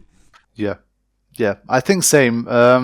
With Remake Part 1 doing well in general, I think that, like, the majority of the community, I think, had a positive reception to the remake. It did do well. With that, it kind of felt like there's still life left, and especially like when the OGs come together, like people like Kitase and Nomura and all of these guys, they're kind of supervising, they're still involved in the creation of these games. It feels like they still got it, like they could be making those great games. So I think with 7 Remake, they've got a chance to continue that kind of trend with the second part, and I'm really hoping that despite all of the kind of question marks, they pull through and they really do make a great game. But with 16, like you say, I mean, I've not played 14, but of course anyone who's in the Final Fantasy community is going to have heard a lot about 14, and especially in recent years, it's just been insane. And I have no choice but to kind of trust the community and trust all my friends that have played the most recent 14 content. And if they're telling me that if the same kind of people are involved in 16, we're very optimistic, then I'll take them at their word for now until I actually play the game. So I'm also excited about 16 as well. And if that one goes well too, then, well, I don't really count Stranger of Paradise. To me, that's too out of left field. That's almost like an experimental piece that they've done just as like a, try something new. But if 16 is good as well, then you've got 7 Remake Part 1 and 16 in the space of a few years that have, captured the imagination again. And that's how they can maybe start to build some momentum again and start really, bringing out more consistent quality Final Fantasy experiences, hopefully. I hope so. I really hope so. I just don't know how long it's going to take until either FF16 or Remake Part 2 is gonna take. Because Tell me about it. I think it's not even close to being released. I mean, there's not even a release date. No. And honestly, I'm not even anticipating a release date this year, especially with COVID, the way COVID has affected game development. I know that as a game developer working remotely, it's not easy, especially considering a game of this scope, right? Like FF16 or 7 Part 2. So I'm not expecting any of those until at least 2024, and that's like an optimistic prediction. But I don't know, dude. I don't know. I'm just really looking forward to one, because Square really needs a hit right now. They've had a lot of missteps with Babylon's Fall, and Stranger of Paradise, which is not what a lot of people were expecting. With the way they handled microtransactions in Chocobo GP, which was another game I was really looking forward to. And that kind of, there's a lot of backlash now. I just really wish that they had an absolute win. That there was like a game that is just revered, like the Final Fantasy games of old. And there's always like a caveat. Whenever they release a game, there's like, it's good, but there's always a but. And I wish there were no buts, right? I wish this was just a purely good game, like 20 years ago, and we're just not getting that. And that's honestly one of the main reasons why I wanted to create this Memoria project, because I wanted something that kind of harkens back to the Square Enix days of old. I think that's a good transition point, because now I want to get to like the final but important segment of this conversation where we really do get into Project Memoria and talk about it. So take me like from the beginning. Obviously we know that by now that you're a massive fan of the game, but in terms of actually beginning this project and the first steps you took and what did you do and how did it all get started, tell us the story of Project Memoria. So, I explained earlier how I, started kind of learning Maya and like the principles of 3D modeling about eight years ago. So the first thing they teach you is how to model primitives, right? Which is like a sphere, a square, a rectangle, and a triangle, all of that. So the very first thing I ever modeled using primitives was a sphere for the face and a cone for the head. And then I had my first version of Vivi. That is literally the first 5 minutes of me 3D modeling. So in a way, it almost feels like I went into 3D modeling just to be able to model FF9 characters. Honestly, that is the first thing I modeled, and I kept going back to some of these characters. So with Vivi, for example, that is the first kind of humanoid model that I ever created. Was Vivi. Like 2 weeks after I started 3D modeling, it kind of looked pretty rough. You can see it on my ArtStation. It was back in 2014 or 2015. But I always knew that it's a matter of time before I make this a serious project. I turn this into something that I'm going to invest in. So years passed, and I've continued making Final Fantasy IX fan art. So it originally I made Garnet around the same time, around 2015, and then I remade her it was about 3 years ago, 2019. And I always use this kind of like Final Fantasy IX characters as a benchmark for my own progression or my own process within this whole field. So I made Garnet, and I got her rigged and animated, and people responded pretty strongly to that because it's kind of like my own version of Garnet. But can I interrupt you for a sec? When I was looking through the people that were on the Memoria team, there was someone called like rigging director or something. What does rigging actually mean in this context? So when you have a 3D model and you want to animate it, you have to make that possible. The way you do that is with rigging. Basically, rigging involves the process of creating the bones and the joints of a character to allow them to animate. So basically, you take a T-posed model that, for example, I created, and then you have a rigger who sets that up for animation by creating those bones. So he adds the bones for the fingers, to the spine, the hips, the legs, anything to allow that motion. So that is the stage between modeling and animation, basically. Right. Okay. So yeah, basically that's what happened with Garnet, where I had someone reach out to me about, he's a rigger, and he's like, hey, would you want to pose this model of yours and possibly animate her? His name is David Jiang. He's super talented. So I sent him the model. He created a really complex rig for her that allows a lot of body movement and facial deformations and a lot of really cool stuff. And then that is the first instance where I kind of saw a glimpse of what a modern reimagining of Final Fantasy IX could look like with Garnet, because I suddenly had this new version of Garnet that's walking around and kind of emoting and doing stuff, and I'm like, wow, this is like, I'm kind of like living my dream right now, because I'm recreating one of my favorite characters of all time in a way that feels modern. So that was kind of like my first step into remaking Final Fantasy IX, so to speak. And then a couple of months later, I think, or maybe a year later, I was like, okay, it's time for Vivi, because I was waiting for me to reach a certain level, I guess, in terms of my skill set with 3D modeling and sculpting before I decided to tackle like Vivi again. And I got to a point where I felt like I was good enough to create that model again, and that was 2 years ago. So I recreated Vivi again. You can find it on my ArtStation. I had it 3D printed as well, which looks awesome. And and yeah, I just kind of posted it, and I looked at him and I'm like, something's missing. I mean, the character looks awesome. He looks exactly like I would want him to look in a Final Fantasy IX remake, but something's missing, and that thing is an environment. Because you see this character and I'm like, I just want him to stand around Alexandria or whatever. I just want to get a glimpse of what an in-game screenshot would look like. Sure. Or even just a mock-up of it. So at that point I was like, okay, I'm not an environment artist. I'm a character artist, but I already have quite a following. I mean, some people already know me. That was like 2.5 years ago. Let's see if I can maybe find someone to take care of that second half, which is the environment. So I was just kind of browsing ArtStation, and I saw this piece of FF7 fan art of a guy named Colin Valek, who works on Ghost of Tsushima, which had phenomenal backgrounds and environments. And he... Oh man, sorry, I've got to interrupt because Ghost of Tsushima is just fucking amazing. Yeah. Like the visuals of Ghost of Tsushima, I've always said it.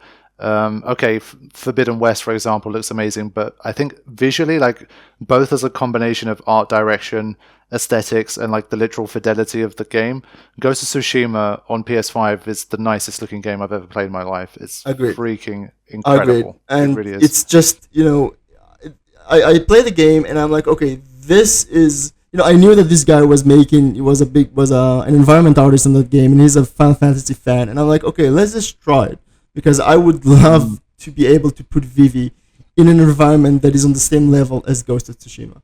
So I reached out to him and I'm like, hey man, I'm Dan. I made this character from my favorite game ever, and I noticed that you're also a Final Fantasy fan. What do you think about us joining forces? And using my talents and yours to kind of make a mock-up of what a Final Fantasy IX remake could look like. And immediately he was like, okay, I'm on board. Like, he was super into that idea. So we started planning it out. It took a long time. We decided pretty early on that it's going to be Alexandria, just because it's a very iconic location, and it's the very beginning of the game, so it just makes a lot of sense. So I told him, let's just create one environment of the tavern area of Alexandria. Let's have my Vivi kind of stare at the tavern and make it look like a PS4 screenshot, like an in-game screenshot. We're going to render it in real time, just so it looks like an actual game. And let's see where it goes. And he's like, okay, cool, let's do it. And it took a whole year before I actually shared something, because it was very slow. It was just the two of us for 1 year. But we would just email each other every month or so with an update, and he would send me like some pieces that he was working on for the structures and the foliage and all of that, and I would put that in the engine and just kind of see what it feels like. And after a year, he spent some time on it, and he made the tavern building look really good. And I put it in the scene that I had with Vivi, and I'm like, holy shit, that looks really, really good. I mean, and I haven't shared anything about the project. There wasn't even a project. I mean, I didn't think this was actually a project. This was just like a 2-man fan art for all, what I was concerned. So at that point, I was like, okay, let's just share it and see how people react to it. Just to even get this far, so at this point, you've literally just got Vivi in Alexandria looking at the tavern. Yeah. How many hours do you think that took collectively for you two to even create that, basically? That one moment in time? I mean, honestly, for me, I didn't have to put in a lot more effort into Vivi more than I already did, because I already had the model prepared. I mean, he was fully textured, he was ready to go. I just needed an environment. So it was mostly on Colin. And it honestly didn't take too long, but we were very slow, because this is a side project and we both have our own jobs and our own personal life. So these things take a while, especially since you don't know where it's heading. I mean, it's just it's kind of an experimentation. That's why it took a year. So we started working on it just before COVID hit. I think it was like February 2020.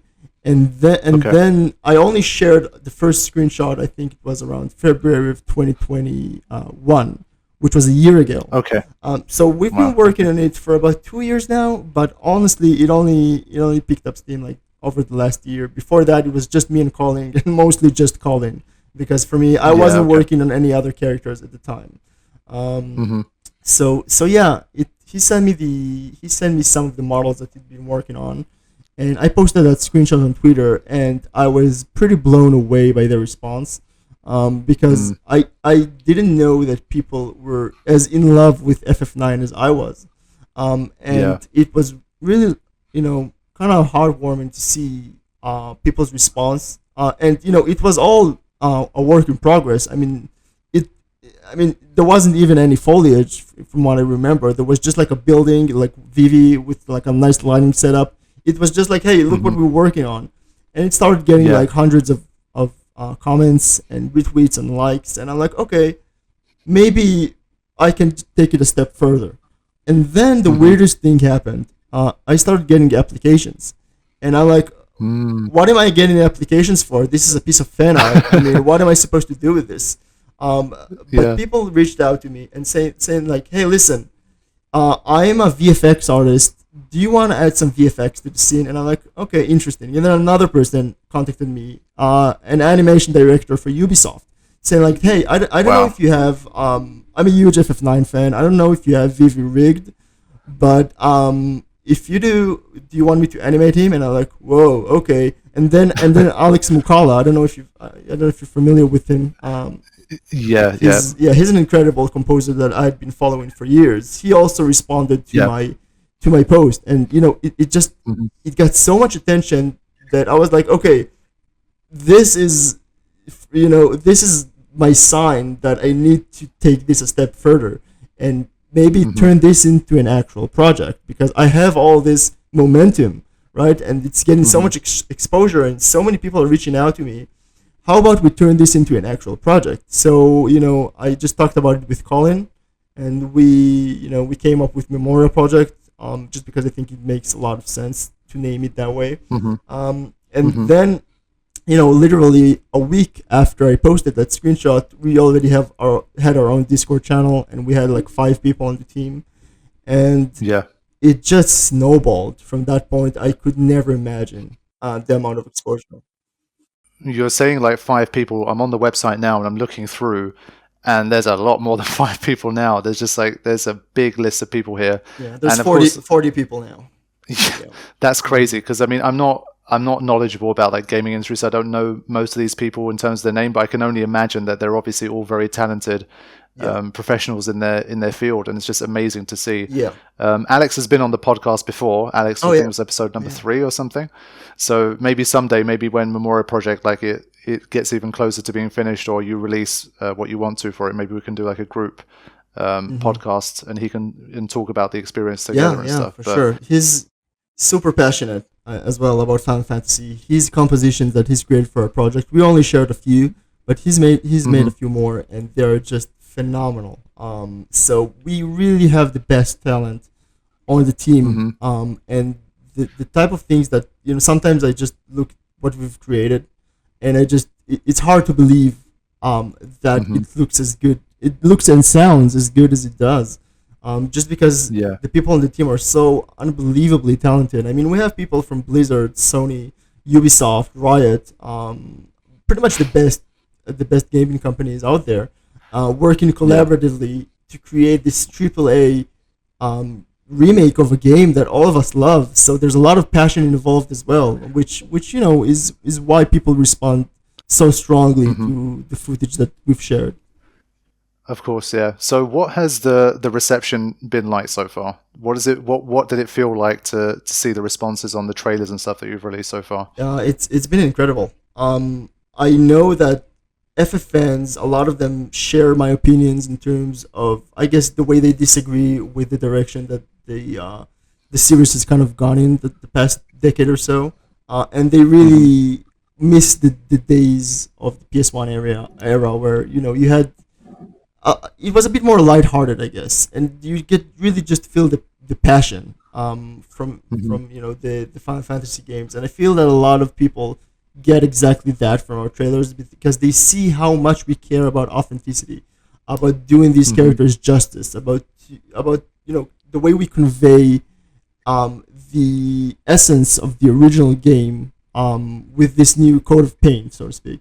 And I think people really, really like the direction that we're taking. We've gotten thousands of comments in both Reddit, YouTube, Twitter, ArtStation. It's been posted in a lot of places, and people are unbelievably excited for this. And they're hoping for a full remake. Obviously, that is just not going to happen. So I think now is a good time to probably just clarify to people, just like in a nutshell, what literally is the Memoria project. It's a proof of concept, basically. It's a piece of fan art. Because we've talked about this before. Final Fantasy IX, just like 7, is just a massive, massive game. You can't expect group of people that are working on this during the weekends to recreate this type of game. So our goal is to kind of share, what if glimpse into what an actual modern remake of FF9 could look like.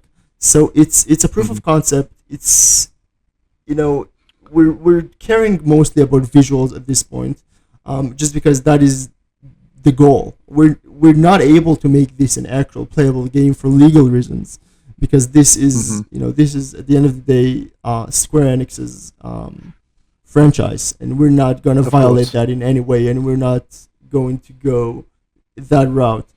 So as much as we would want that, we are never going to make this publicly playable. But we are going to share a gameplay, quote unquote, clip of the actual game running in real time and being playable, even though it's not going to be publicly playable. Just because we want FF9 fans and anyone interested in the FF series in general, or just gaming in general, to kind of see what that could look like. And hopefully maybe that would stir something up in Square Enix as well, and make them realize how much love this game needs, which it hasn't gotten. Just imagine how many spin-offs and games and stuff FF7 got, and FF9 got literally nothing. So True. That's kind of what we want to show. So in a theoretical world, what would you want to see happen with Memoria Project by the end of it? So one of two things. The more likely scenario is that the trailer is a huge hit. People respond very quickly to it, very very strongly to it. FF9 gets a lot of attention that it hasn't gotten before, and that kind of shows up on Square Enix's radar, and they're like, wow, so this game, maybe we should revisit it. Maybe we should remake it. Now, I know there have been a lot of rumors over a remake of FF9. Yeah. We can discuss that. I've heard a few things about it. You see, the first time, it was a bit weird to me, because obviously before I met you and before I got to speak to you, we heard about the project. And behind the scenes, obviously, me and my friends were chatting about it. And, I mean, my initial reaction was, wait a minute, like, these guys are all, like, professionals. They're very talented. This is a big effort to do as like a little side job thing. This is a lot. Like what they're planning to do, even this proof of concept, this is serious. And so I couldn't escape the feeling of all these people really agreeing to be a part of this just for the fun of it, just because, this is just a passion project for us. We genuinely have absolutely no expectation of what's going to happen from this. My brain was always like, there's something going on here. Either Square Enix knows, or there's some conversation in the background. There's these supposed leaks about a Final Fantasy IX remake. Like, this can't all be a coincidence. But obviously part of why I wanted to talk to you as well was to more than likely confirm that this is just genuinely an independent project, a passion project by you guys that Square Enix does not endorse in any way at this point, and then just to sort of go from there. So what is the whole situation with that kind of thing? Well, who knows? Even if it was it was part of Square Enix's plan and we're actually being paid by them, I'm not going to tell you that now. Of course, who knows? Good old NDAs. Exactly. No, but joking aside, though, this is completely fan driven. I mean, there's zero involvement from Square Enix. I'm actually pretty surprised, because I know that they've been following my Twitter, and I know that they're following Alex Mukala's as well, and he's posted a lot of things about this about this project. So I'm 100% sure that they are aware of this. but I am assuming that they just kind of want to get a feel for the response. Just because I do believe that they're working on something FF9 related themselves. Okay. I've heard a few things about it, kind of like behind the scenes, right. that I can't really share, but I do know that it sounds like it's actually legit, that it's actually happening. But either way, I'm 100% sure that it's not going to look like Memoria project, because again, remaking the first 30 minutes of a game is not the same as remaking the entire 50-hour experience, or however much it takes, right? So you wouldn't be able to create a game on the fidelity level that we're creating and apply that to the whole game, because otherwise you have another FF7 Remake trilogy scenario where it just takes 10 plus years, which is my assumption. So obviously, that is the only reason that we are able to reach this level of graphical quality, because we're only focusing on the starting area. So as far as Square Enix is concerned, I honestly think it might be a good move for them to endorse this, just because they need to get their reputation back on track, and I think that they have been a bit, let's just say, in terms of their communication with the fan base, it's not as the way it was before. I know a lot of people have a lot of very negative opinions about Square Enix, and I think backing up something that is fan driven like this could actually win them a lot of credit. What would endorsing it / backing it actually look like in this context? Because I can't see Square Enix being like, okay guys, you've made such a good start so far, let's give you bags of money and you guys just continue to work on this and make the full game and we'll just supervise. To me that just seems a bit like Fantasyland. I can't see that happening. So what is a realistic way in which Square Enix could approach you guys and for something to happen? Well, either way, it wouldn't be, the goal would never be to create the whole game. Just because it's such a massive undertaking, no one should even expect something like that.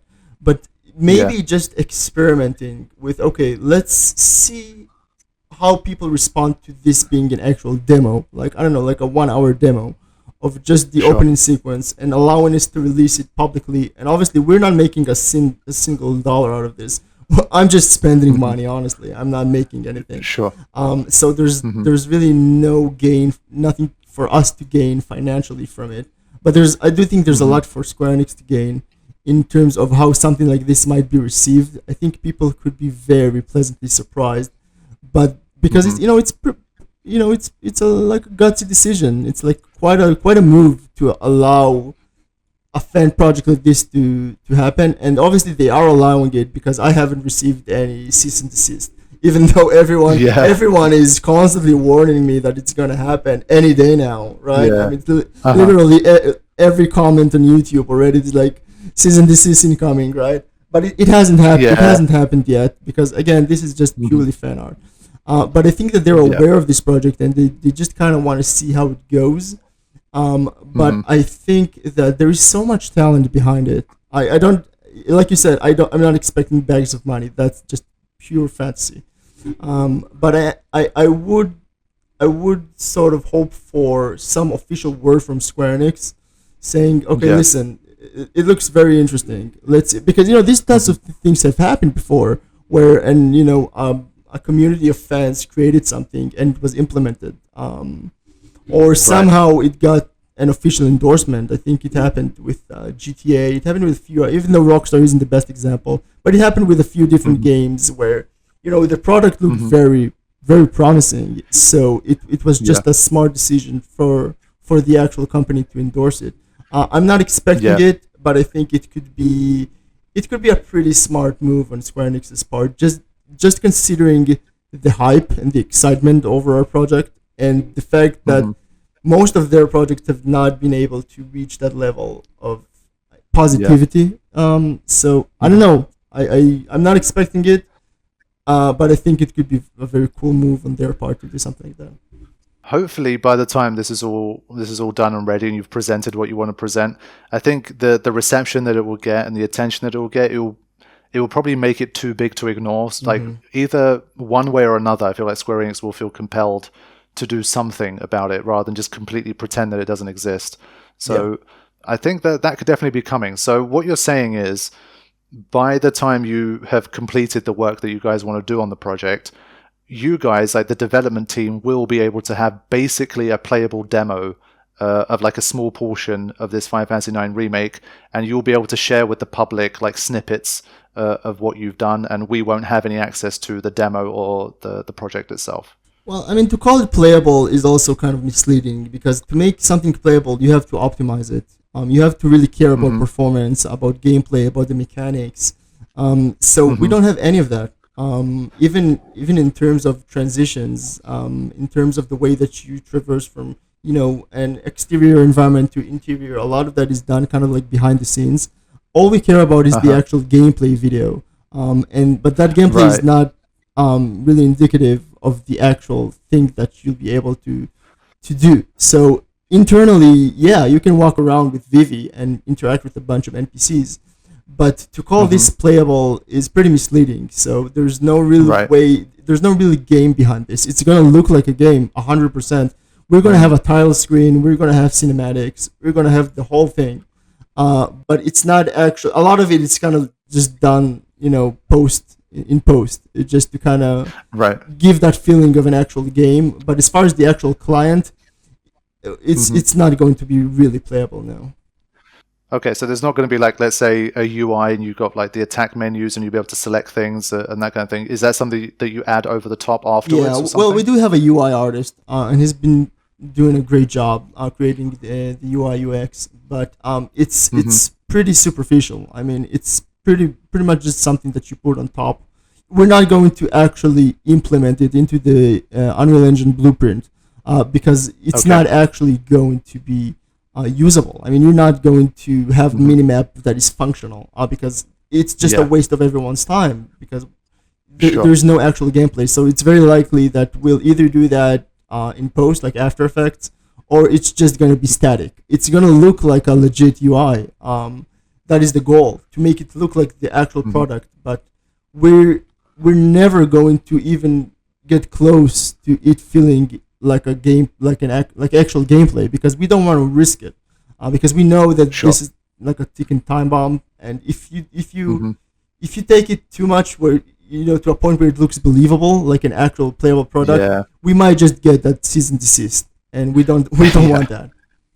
Yeah, of course, that makes sense. So if you had the freedom to make this project kind of as you saw fit, paint a picture for people of how you would like to see Final Fantasy IX remade. I'm talking about like the battle system and all that kind of stuff. So if you could really remake the whole game and you were the director of this, what do you want to see? What's your vision for Final Fantasy IX Remake? So first of all, I don't think it could look as good as Memoria project for reasons that we've discussed. So we would have to tone down the graphical quality and just take it down a notch.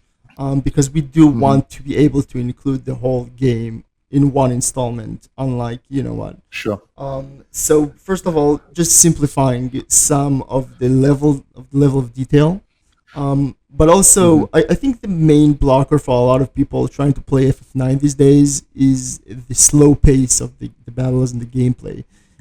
Generally speaking, it's a very slow game. There are a lot of random encounters, and if you play the original version without all the additions of the latest remaster, making the battles faster and whatnot, it can be excruciatingly slow. So I would keep the battles turn-based personally, but I would just make them a lot more dynamic, a lot more fast-paced. Think something like Final Fantasy X2, 10-2, which is it's turn-based, but it just feels snappy. You know what I mean? Or even Persona. Where you have characters acting, fighting at the same time, and it's just something that's a little bit more exciting than the way it is now, because I think that is the only thing about FF9 that personally I feel has not stood the test of time. It's not aged that well, and that is the battles, because they're very slow. So I would just keep the exact same art direction that we have in Memoria project, which is pretty much the same as in the original game, with the super exaggerated proportions of the characters. They're all kind of like chibi, right? They're all kind of like super deformed. Everything is super exaggerated. No realism whatsoever.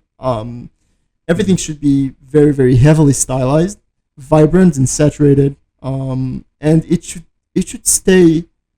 I would want it to be very close to the original, because the original, in my head, other than the battles, is nearly perfect.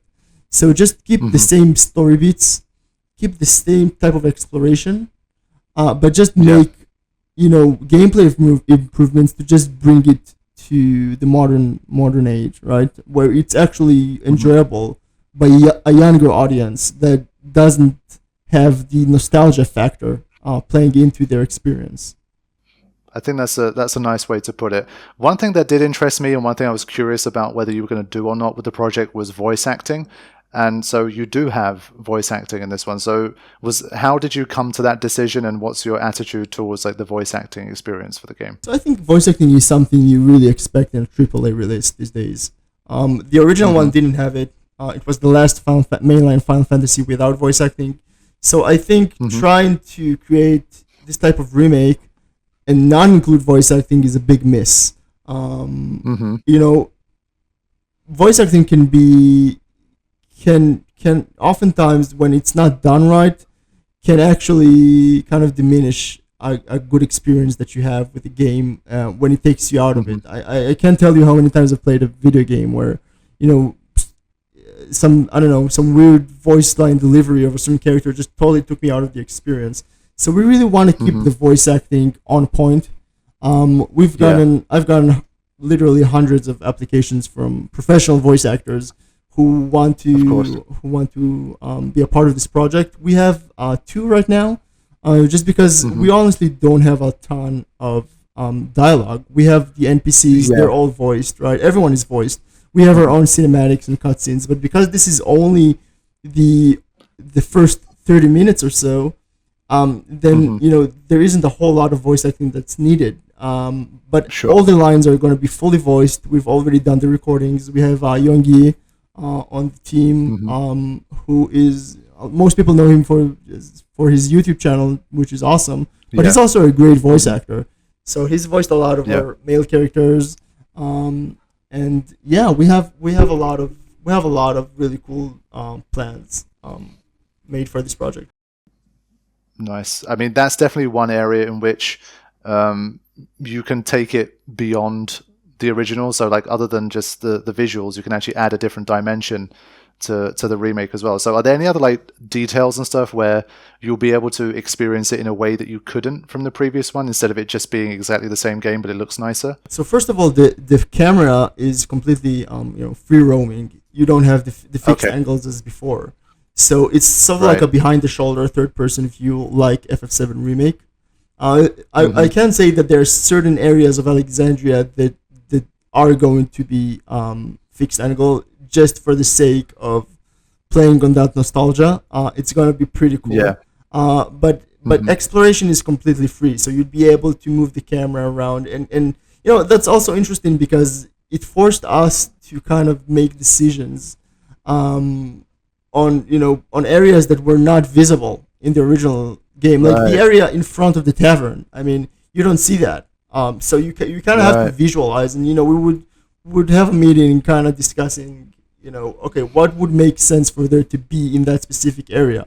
So for example, the whole area in front of the tavern, we added a fountain, like a chocobo fountain, with benches and like flowers and like people just kind of like throwing coins into the fountain. And that's fun because it does give us a lot of creative liberty. But we also, we our main priority is to stay authentic, which I feel like we're doing pretty well. But I feel like in general, it's going to feel like a different experience. It's not just going to be an HD remaster or, the exact same game, same dialogue, same angles, but just, with new models and textures. It's going to feel like an actual remake, similar, again, to FF7 Remake, only completely stylized and not the same realistic kind of art direction. Yeah, I think a lot of the fan base, when I speak to people, if you ask me what most people want from a remake, it all stems from the fact that they loved the game in the first place. So obviously a lot of people, when they're talking about a remake of a game, they want that original blueprint. They do want to play the same game again. And I think for some reason, sometimes remakes are considered like reboots. I understand reboots are like a whole different thing, but I think sometimes remakes are treated too much like reboots. Yeah, it's like just make the same game again. Like we all love this game, and there's obvious ways in which the original experience can be improved. So, like you said, it could be the gameplay could be made more dynamic. You've got the visuals, you've got voice acting, and well. I'm sure that for the vast majority of people that love the game in the first place, that's enough. Like you don't need to, let's change this character's fate. Let's introduce this new story. Let's add this new area. Let's take away this part of the original. Like you can, but it's like I don't think most people are really wanting that. And it just, there's no need to fix. There's no need to fix what isn't broken. Because you're just adding another dimension of like risk, right? When you're doing something like that, and you're changing a character's plotline, or you're basically resurrecting them, then you're changing the original game.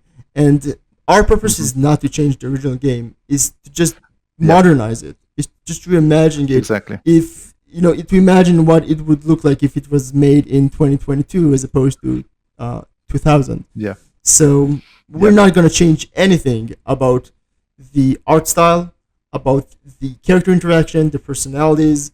Every single line of dialogue that we have in this game is taken into consideration that specific character's personality, their goals.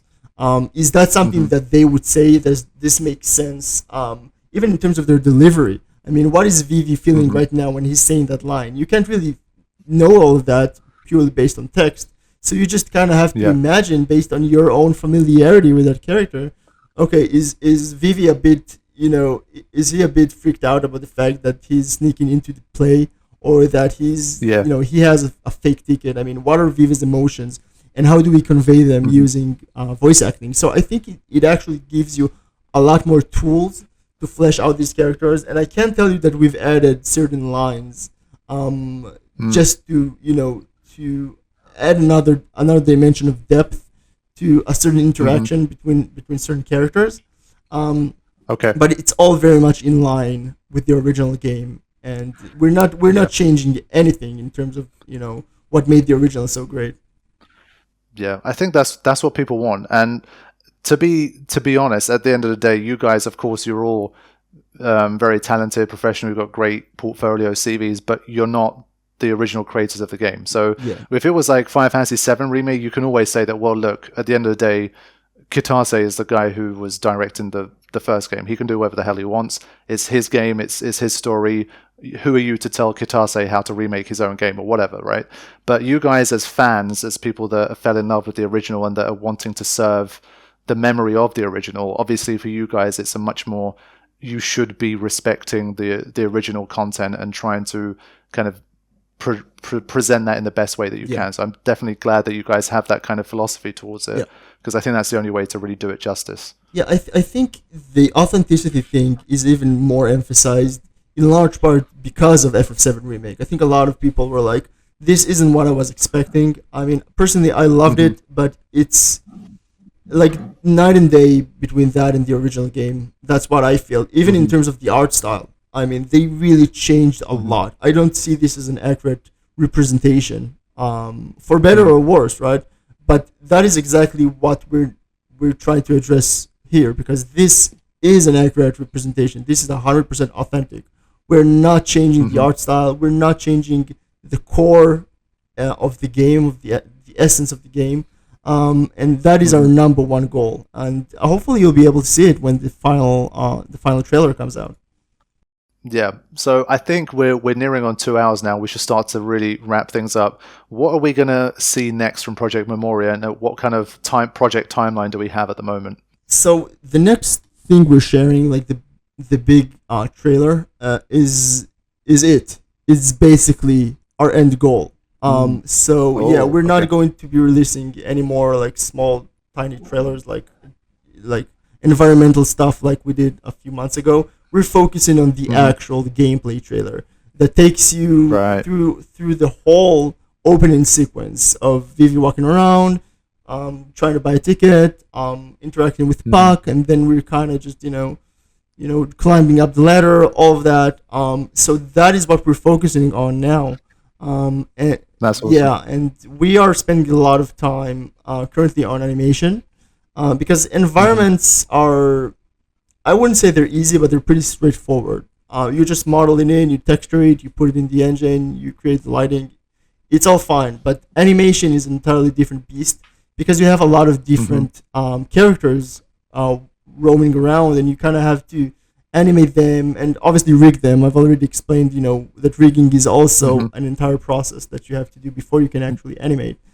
So that's what we're focused on right now, and we're still looking for a few key individuals to kind of help us out on the more technical aspect because it's still running in an actual game engine. It's running in an Unreal Engine.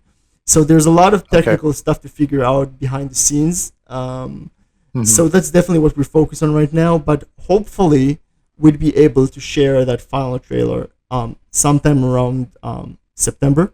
That's kind of our goal right now. I wouldn't be surprised if this gets pushed back by a little bit because we want this to look incredible. We want this to be, the demonstration of what we've been working on for the past 2+ years.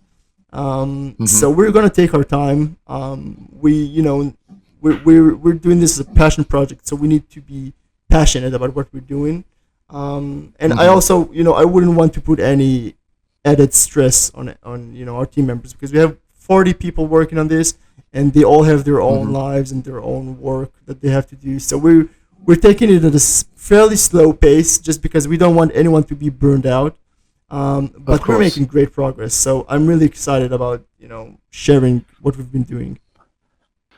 Yeah, I'm really looking forward to seeing more from it as well. It's ever since the first time I saw it, I think it really did capture people's imagination, and especially like hearing the story, the behind the scenes, and looking at how big the team is and how talented everyone is. It's just it's going to be a really special, like one of the highest quality fan projects I think that a game has probably had. So I'm really excited about it.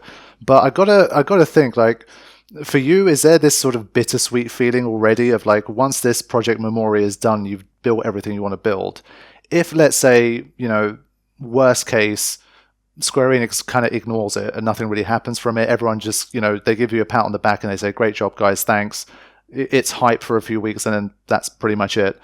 What are you thinking about? Like, you've built this team of great people. Have you guys started talking about, like, maybe we should make a small game together, like an indie game? Maybe we should make an animated short film.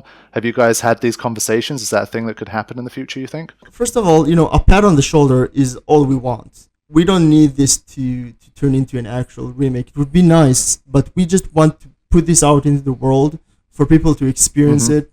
And it's going to go down in history, as you said, as one of the best looking fan remakes ever made. To be a part, to have that as part of the, FF driven, history, of all the fan projects that have been created is is reward in and of itself. I mean, that's all we need. And if anything, if anything more happens, FF related, thanks to it, that's even better. But that's not our main goal. Our main goal is just to, as I said, to shine a spotlight onto this game and hopefully give it some more exposure in a way that makes people go out and try it out themselves, because it's just a phenomenal game. And as far as creating like an indie game, I'd be lying if I said that it's not something that I've been thinking about, because we have a lot of extremely talented people working beautifully with one another. I mean, the interaction, even outside of the actual development of the project, just the interaction between us and the way we kind of brainstorm and we kind of, make our own milestones, and just the way everything is being developed is a joy to see. So I think there is a lot of potential for future projects after Memoria is done, but I feel like it's still a ways off. So we're probably going to finish the project first, or when we're nearing the end of the project, we might discuss the next remake, or I don't know, maybe an FF6 remake, as we said. That would definitely be my second my second option after FF9, because that one definitely needs one. Or we can actually discuss creating a legit game or a Kickstarter. I don't know. There are a lot of options. There are a lot of possibilities. Yeah. But we're just taking it one step at a time. So we just want to do the very best project that we can with FF9 Memoria, and hopefully that can lead into something that's even even bigger than that. Yeah, that sounds really good. I'm hoping that that's just going to be another chapter in the general story of you and this team of people. And hopefully, maybe if we do this again in the future, this will be like another milestone on the way to maybe even bigger and better things in the future. So it all sounds really promising. Yeah. And I'm glad that we got to come together and have this conversation. Me too, man. It was a pleasure. Okay, I think I'm going to wrap things up. Thank you so much for coming on. I've had a really good time with this. I'm looking forward to seeing more from Project Memoria. Thank you for joining us. I really appreciate it. Thank you so much. And I hope everyone gets to enjoy this project and likes what we've been doing. And I hope it, it maybe leads you to getting Final Fantasy IX and playing it for the first time. Yeah, maybe. I mean, even though everyone's a Final Fantasy fan probably that's listening to this, I'm sure there's some people that either haven't played it yet or they played it a long time ago and they've kind of forgotten about it. It'll get it back in the spotlight, I'm sure. For sure. Perfect. All right. Thanks a lot, man. Take care. All right. You too.